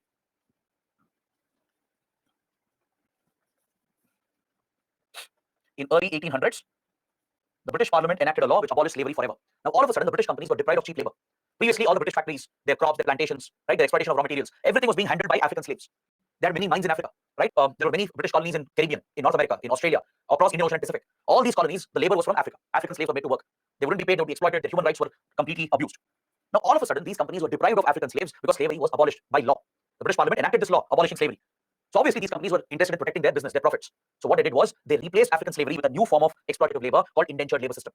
This was a type of bonded labor system. It was a bonded exploitative system that was nourished by the British under the so-called indentured labor system. All right. This was the replacement to African slavery. Since they wanted to continue their mines, their factories, their crops and plantations, they needed cheap labor. Since African slaves couldn't be used anymore, right? They replaced it with indentured labor system. And guess who provided the maximum labor under the system? It was India. Now, have you ever wondered how come in such faraway countries you have such a strong Indian community today? For example, you go to West Indies, you go to Caribbean, right? Or you go to South Africa, you go to, let's say, Tanzania, you go to Mauritius, you go to Fiji, which is a very faraway Pacific island, which is away from Australia actually. In all these countries I mentioned, even today you have a very, very strong Indian community.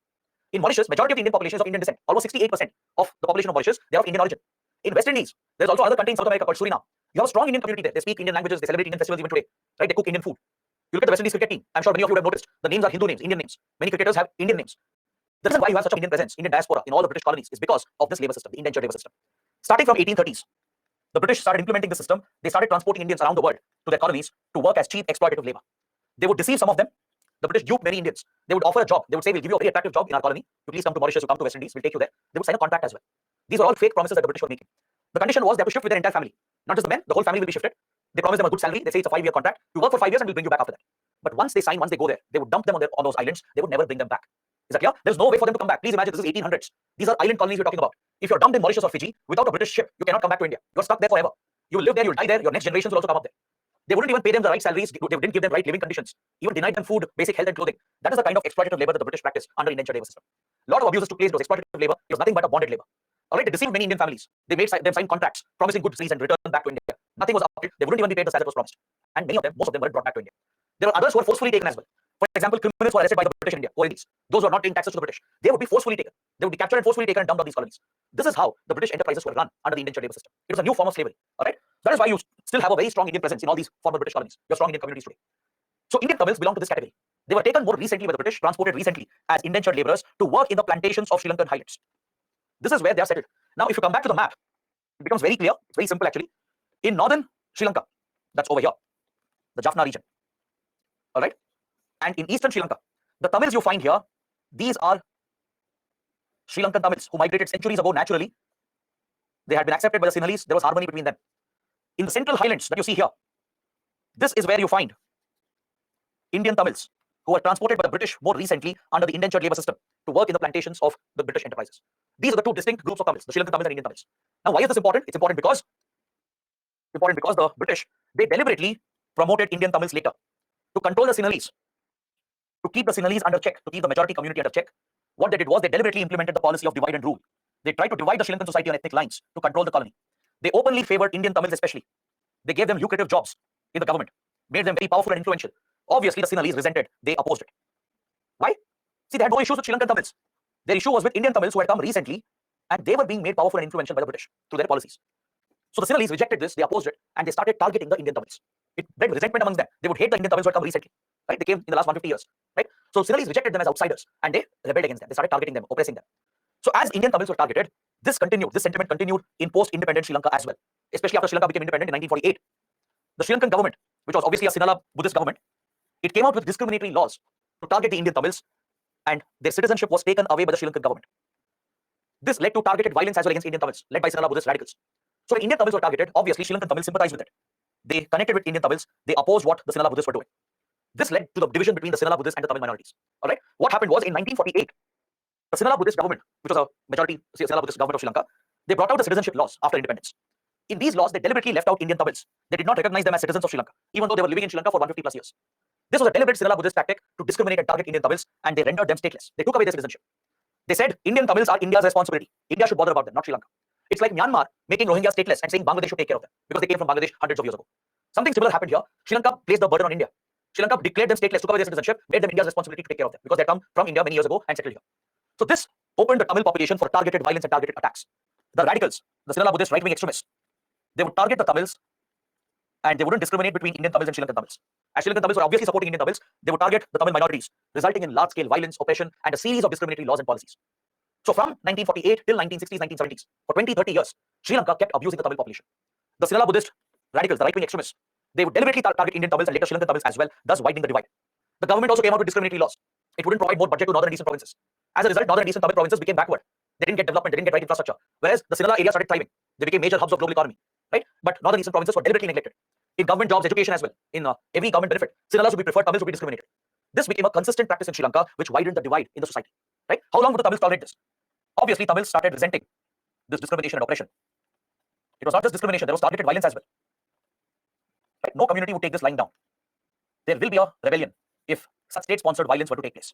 We have seen this with the Bengali community in East Pakistan. We have seen this with Rohingyas in Myanmar, right? Of course, it would happen anywhere in any country. If a community is repeatedly hit and targeted by the majority, if majoritarianism and if the radicals and right-wing extremists are allowed to thrive and target minorities, at one point the minorities will rebel, they will fight back, they will resent. And this gave birth to Tamil political opposition. And it also gave birth to Tamil militancy. Is that clear? On one hand, several Tamil political groups came up to defend and protect the Tamils, to fight for their political rights through peaceful methods, through democratic methods. But some of the extremist Tamil minorities who wouldn't accept a political solution, they decided to fight. They called for a rebellion against the Sri Lankan state. They took up arms against the Sri Lankan state and declared a war, an insurgent ethnic war, thus laying the foundation for Tamil militancy by 1970s. Is that clear? This is how the ethnic divide directly contributed to Tamil militancy, which was taking root in 1970s. Now, prior to this, India was closely watching these developments. Initially, when Sri Lanka discriminated Indian Tamils and rejected them as citizens, the then Nehru government accepted the Indian Tamils and we took them back. We repatriated the Indian Tamils. Why? Because we had a duty to protect Indian Tamils. Right? We had a moral obligation. So when Indian Tamils were made stateless by Sri Lanka, India took the responsibility. We even signed agreements in 1964 and 74, acknowledging that Indian Tamils will be taken care of by India. It was made a joint responsibility. So many Indian Tamils were accommodated by India. Some were accommodated in Sri Lanka itself. Now you might ask, why did India do this? Why did we accept this? Because see, one, we were interested in the well-being of the whole Tamil community. Second, we wanted good relations with our neighbor. Remember, this was a difficult period for India. India was going through extreme challenges from 1947 to 1970s. We had the problem created by Pakistan, right? The Kashmir conflict, 2 wars we had fought with Pakistan. The war with China and the border dispute with China, right? The liberation of Bangladesh, the various problems of poverty, then other economic and social challenges in India. The last thing we wanted was a hostile neighbor, that was Sri Lanka. Sri Lanka was crucial as it was an island country in the Indian Ocean, a strategic island in the Indian Ocean. So keeping all these factors in mind, India cautiously accepted Indian Tamils. It was not a sign of weakness. It was a goodwill gesture, a good signal India was trying to send out to show Sri Lanka that we are a reliable friend, a partner. And we were, of course, looking to protect the Tamil community. We always feared if India forces Sri Lanka to change its behavior, then the Buddhist radicals might target Tamils, leading to more atrocities, which would create an uprising in Tamil Nadu as well. Right? Obviously, in Tamil Nadu, there was a lot of support towards the Tamil minorities in Sri Lanka. So keeping all the factors in mind, the regional factors, the political, diplomatic factors, India decided to take responsibility. We felt Sri Lanka would feel grateful, it would be in India's good books. And in the interest of maintaining good relations, we acknowledged the joint responsibility of Indian Tamils. So those whose citizenship was taken away, we accepted them, repatriated them to India, and they were settled in different parts of India. Especially in Tamil Nadu itself, most of the Indian Tamils were settled. We were hoping this will stop over here. India was hoping that Sri Lanka will change its behavior, maybe it's a one-time thing. We genuinely hope Sri Lanka will change its path. But shockingly, Sri Lanka did not. By 1970s, Sri Lanka was becoming such a radical nation. The Sinhala Buddhists were becoming so extreme, they were unleashing targeted violence against Tamils. Alright? And parallelly, something else happened. There was a major development in 1971 and in mid-1970s, which pushed India to get hostile against Sri Lanka. See, first, we already had an issue with the way in which Tamils were being treated by Sri Lanka. It's not that we had simply accepted this. India always had a problem with how Sri Lanka was treating Tamil minorities. Just like we were concerned about Bengali minorities being mistreated by Pakistan. Similarly, we had concerns about Tamil minorities being mistreated by Sri Lanka. But we chose to help Sri Lanka out, hoping that Sri Lanka would change its behavior. We did express concern about what Sri Lanka was doing. We did put diplomatic pressure on Sri Lanka to change its behavior. Alright, there was pressure exerted from India, but we didn't want to force Sri Lanka because we didn't want to hostile Sri Lanka. So we helped Sri Lanka by taking joint responsibility and by accepting the Indian Tamils. India was genuinely hoping that Sri Lanka might change its path, might change its behavior. But then in 1971, when India was locked in a conflict with Pakistan, to India's shock, Sri Lanka did not remain neutral. It gave direct support to Pakistan in the war, despite strict warnings from Prime Minister Indira Gandhi. When Indira Gandhi was the PM during the 71 war, Sri Lanka was instructed by India to stand down, to remain neutral. Because India knew very well that if reinforcements have to come from West Pakistan to East Pakistan, if Pakistani Navy and if Pakistani Air Force, if they were to bring reinforcements from west to east, they had to navigate across the Indian subcontinent. Right? Indian airspace was closed for Pakistani aircraft during the war. So the only route for Pakistani aircraft and vessels and submarines as well was to go across the Indian subcontinent and reach East Pakistan. So somewhere in between, they needed logistics. They needed logistical support. They needed refueling, servicing, and base facilities. And Sri Lanka would be the obvious choice because of its location. It was located right between West and East Pakistan. India knew that Sri Lanka would be asked for help, so India had instructed Sri Lanka to remain neutral. This was not their conflict. Right? At that point, Pakistan was an enemy state for India. So India hoped Sri Lanka would remain neutral. The instructions were also given. And to India's shock, Sri Lanka went against India. It gave direct support to Pakistan and gave the logistical support to Pakistani Air Force and Pakistani Navy. Now, this was seen as a hostile act by Prime Minister Indira Gandhi. This was clearly hostile because during war, Sri Lanka had supported the enemy state of India. Alright, this was a national security threat. A supposedly friendly country was openly and directly backing Pakistan. Why did Sri Lanka do this? Sri Lanka did this because it was looking to retaliate against India. Retaliate because India had expressed concern about Tamils. India had put pressure, diplomatic pressure, to protect Tamils, not to target them. For this, Sri Lanka had taken offense. The Sinhala Buddhist elements, they had taken offense to India supporting and intervening in the Tamil issue. So they wanted to retaliate against India, teach India a lesson. So Sri Lanka supported Pakistan during the war by giving logistical support. Now this is something India couldn't ignore. All right. Then in mid-70s, there was another related development. You all know how the US had become hostile to India. We have studied this, I've explained this in detail. The US was openly hostile to India, targeting India since the 1971 war. During the war, it threatened India as well by dispatching the Navy into Bay of Bengal to threaten the Indira Gandhi government. So India had abandoned non-alignment and we had sided with Soviet Union. Correct? We were clearly aligned with Soviet Union, whereas US, Pakistan, they were all on one side. So following the 71 war and after India aligned with Soviet Union, the US saw India as a hostile threat. The US started targeting India. The primary target of the Americans was our nuclear program and space program. By this point, India had actively started pursuing a nuclear weapon, right? The Department of Atomic Energy and all the concerned institutions, then the initial Space Organization of India, the predecessor of ISRO, they were pursuing an active nuclear and space program, right? Homi Bhabha, then Vikram Sarabhai, and many other top researchers, scientists of India, they were leading the nuclear and space program of India. This had been actively encouraged for many years from the Nehru government, later Shastri and Indira Gandhi as well. As India declared its clear intention to build a bomb to counter China and Pakistan to deter them, the US started targeting India. It tried to derail our nuclear and space program, so clearly there was hostility between India and US. India and US had become hostile to each other during the Cold War. All right? Because for the Americans, we were a Soviet ally. We had aligned with Soviet Union. India had given up non-alignment. So at this point, the US proposed to set up a radio station called Voice of America in Colombo. Voice of America is a very popular US radio station with funding from US government. During Cold War period, it was believed that Voice of America is a front. It's a fake entity operating as a radio station on the front, which is acting as a listening post for the CIA, as a listening station. That is to intercept communication, to intercept communications of the target country and to spy on other countries. It was widely believed that during the Cold War, Voice of America radio station was a front for the CIA. It was believed by the Soviet countries, the allies of Soviet Union, right? All the Eastern Bloc countries or post-Western countries, including India, they all believe Voice of America is not genuinely a radio station. Even today, Voice of America is present. It's a very popular radio station today as well. But during Cold War period, it was believed that Voice of America is just a front for the CIA to run its espionage programs. In the name of setting up radio stations, right? In the front, it would be setting up a news and media-based radio station. It would be broadcasting news and songs, etc. But the same facility will be used for other communication equipment through which interception can be carried out. In the name of installing radio equipment, intelligence gathering equipment could be installed as well, which would be operated by CIA to intercept enemy communication to generate intelligence. This was a widely held belief. So India got alarmed when US said it is going to set up Voice of America radio station in Colombo. Indira Gandhi ordered Sri Lanka to not allow US to set up the radio station because most of India's nuclear and space facilities are in South India. Many critical nuclear space facilities of India are in Southern India, including our major naval bases. So seeing this as a strategic threat, India told Sri Lanka not to allow the US to set up a radio station. But Sri Lanka went against India and allowed Voice of America to be set up. All right. Now these two events led Prime Minister Indira Gandhi to conclude that Sri Lanka had turned hostile, that Sri Lanka had become a hostile neighbor, and India couldn't take this line down anymore. And Indira Gandhi decided to teach Sri Lanka a lesson. And this is where India made a huge blunder. All right. India decided to punish Sri Lanka for its hostility. One, it had targeted Tamils for many years. We had expressed concern, put diplomatic pressure, and for that Sri Lanka had taken offense. Second, it had helped Pakistan during the war. Next, it allowed US to set up the controversial radio station, which was seen as a security threat by India. These incidents led the Indira Gandhi government to conclude that Sri Lanka is a hostile country, an open threat to India, right next to our borders in the Indian Ocean. So Prime Minister Indira Gandhi decided to punish Sri Lanka for this behavior and authorize India's research and analysis wing, India's RAW, which is a foreign intelligence agency, to directly meddle and interfere in Sri Lanka's internal matter and exploit its biggest divide, which is nothing but the ethnic divide of Sri Lanka. All right? RAW was given a mandate, a clear mandate to launch a covert war, a secret proxy war in Sri Lanka, where India would support the ethnic rebels, the Tamil militants, would be backed by India's RAW to destabilize Sri Lanka and to gain a leverage over the Sri Lankan government. This was the beginning of India's disastrous involvement in Sri Lanka. This is where we learned the lessons of covert warfare. The covert wars can backfire. See, we actually got carried away here. We got carried away from the momentum of 1971. In 1971, we saw tremendous success, right? We backed Mukti Bahini rebels, gave them weapons and training. We used the Bengali rebels to fight Pakistani army and weaken the Pakistani army. That was a great strategy at that point. But continuing this approach against every country had its consequences. Every country has had the same experience. Whenever you sponsor an extremist group, whenever you start sponsoring insurgency and terrorism as a geopolitical strategy, it is going to backfire at some point. See what happened to US and European countries. They were instrumental in raising Afghan Mujahideen. They were the ones who sponsored Afghan Mujahideen in Afghanistan. And the Mujahideen gave birth to Taliban, which later sheltered Al-Qaeda that attacked US and European countries. Look at Pakistan. Pakistan made itself a terror factory. Right? Why? To target India, to keep its pressure on India. And today Pakistan itself is the biggest victim of terrorism. There are many terror groups, as we studied, like TTP for example, which are consuming Pakistan, targeting Pakistan itself, and posing an existential threat to Pakistan. So whenever you sponsor such radical extremist groups, right, when you directly give them support as a part of your covert war to gain geopolitical advantages, quite often you will lose control over these groups. These extremists cannot be controlled entirely. But once you support them, make them more powerful, they will backfire. They will come back to hurt your own interests. This is a lesson most countries have learned. Be it Iran, be it Israel, Saudi Arabia, Russia, China, Turkey, all these big powers, they have sponsored terror groups. They have a history of sponsoring extremist groups. Most of them have come back to hurt their own interests. Is that clear? See, China has shielded Pakistan's terrorism, right? But now there is a terror group in Xinjiang which is targeting China itself. All right? This terror group has links with Pakistan and Afghanistan. So every country has the same experience, and India had the same experience in Sri Lanka. We got carried away from the 1971 momentum, right? This was the Cold War period. Countries would go to any extent to protect their interests. So covert wars were not so uncommon, right? So India decided to protect its interests, to counter Sri Lanka, and to teach Sri Lanka a lesson, and the objective was to gain leverage on Sri Lankan government. The objective was not to break Sri Lanka entirely. That was never our intention. That would not fulfill our purpose.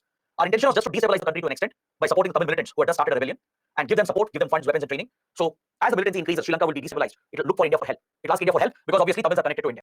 So India would then pitch in, help Sri Lanka resolve the crisis, and thus gain leverage on Sri Lankan government. That was the strategy of India. That was supposed to happen. But things don't go as planned. Right? Very quickly, India would lose this covert war. Right? We played a pivotal role in creating the LTTE, the Liberation Tigers of Tamil Eelam. And there were several other Tamil militant organizations that came up in 1970s in northern and eastern Sri Lanka. Is that clear? Multiple insurgent groups came up, and the most prominent was LTTE, the Liberation Tigers of Tamil Eelam. Their objective was very simple. They wanted to create a Tamil Eelam. They wanted to break northern and eastern provinces away from Sri Lanka and form a Tamil nation.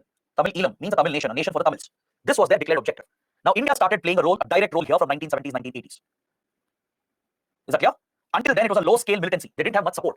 As I told you, Tamils had started resisting the discrimination and oppression and targeted violence. There was a political opposition asking for protection for the community and political rights. There was militancy on the other side. Extremists had taken a militancy to protect the Tamils. These militant groups had declared that the objective was to liberate Tamil areas and form a Tamil country, a Tamil nation.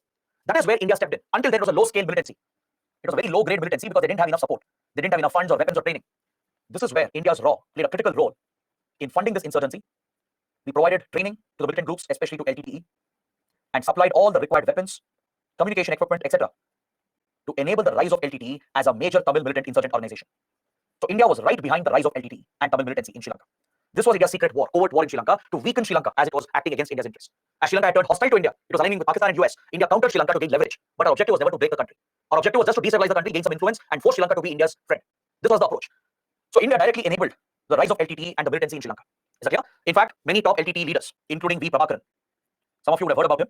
He was the leader, the founder of LTTE. Along with Prabhakaran, many top and mid-level LTTE leaders, they were all trained in Indian camps. They were brought to India by RAW. They were trained in several military bases of India, in Uttarakhand, in Karnataka, in Tamil Nadu as well. We would train them, give them funds, weapons, and push them back into Sri Lanka to escalate the secret war, the covert war. All right? Very quickly, this strategy backfired. As Tamil violence went up, as the militancy increased, right? Obviously, the militant groups, they targeted the Sri Lankan government.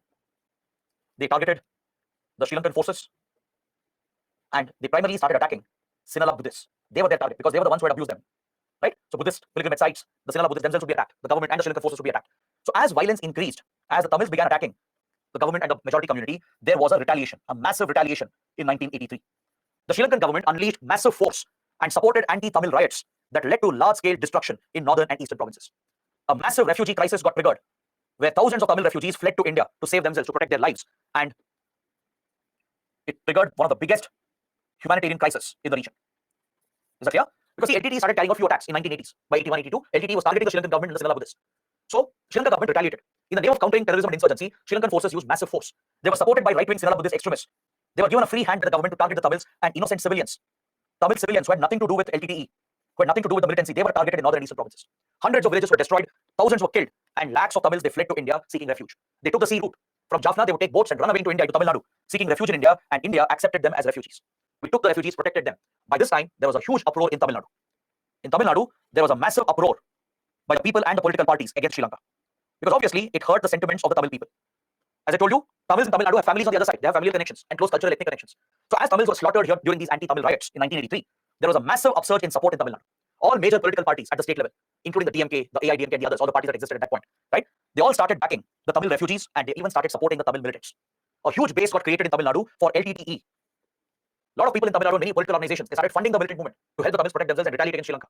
So Tamil Nadu started its own way of supporting the movement. All right. So this led to complete chaos and confusion, and LTTE very quickly became a notorious terrorist organization. India would lose control over this outfit. RAW would lose complete control, even though RAW played an instrumental role in the rise of LTTE. Right? RAW would no longer listen to India or RAW. It went beyond India's control, became a global terror organization with global funding and will support. Because the Tamil diaspora is very well spread out around the world, just like Sikh diaspora, who have backed Khalistan movement. Similarly, from Tamil diaspora, from Australia, Singapore, from Malaysia, from Europe, you find a strong Tamil community here. They were all shocked and hurt by what was happening in Sri Lanka. So they started mobilizing funds, and the money started reaching the LTTE. They started using the money to procure weapons independently from out of India. They didn't depend on India anymore. So that is why we lost leverage, we lost control over the group. Because LTTE became financially independent. It did not depend on India anymore for weapons as well. It started buying the weapons from arms traffickers. It built global contacts, started procuring weapons from others. It got a lot of funds, and very quickly became a notorious terrorist organization. All right? So this is where I would like to stop my discussion. So in the next class, we'll resume from here. We'll see what happened after this. We'll begin from 1985. There are some important developments to cover. We'll discuss all these points, including the recent economic crisis. All right? So let's keep it for the next class, that is for tomorrow. And today, let's close the session. Let's see if any questions, any doubts have come up.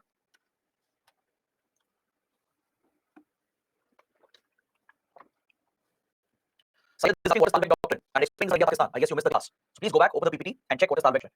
It's a UN clause principle to draw boundaries between two countries if there is a water body between them. All right. According to Thalbeck Doctrine, the boundary should pass in between water bodies, so both countries get an equal share. Utkarsh is asking what will India gain by providing these free services? If you're referring to India's investments and projects, we gain goodwill, we gain influence. I've explained this many times in previous classes as well. Ajay is asking Colombo Port is handled by India or not.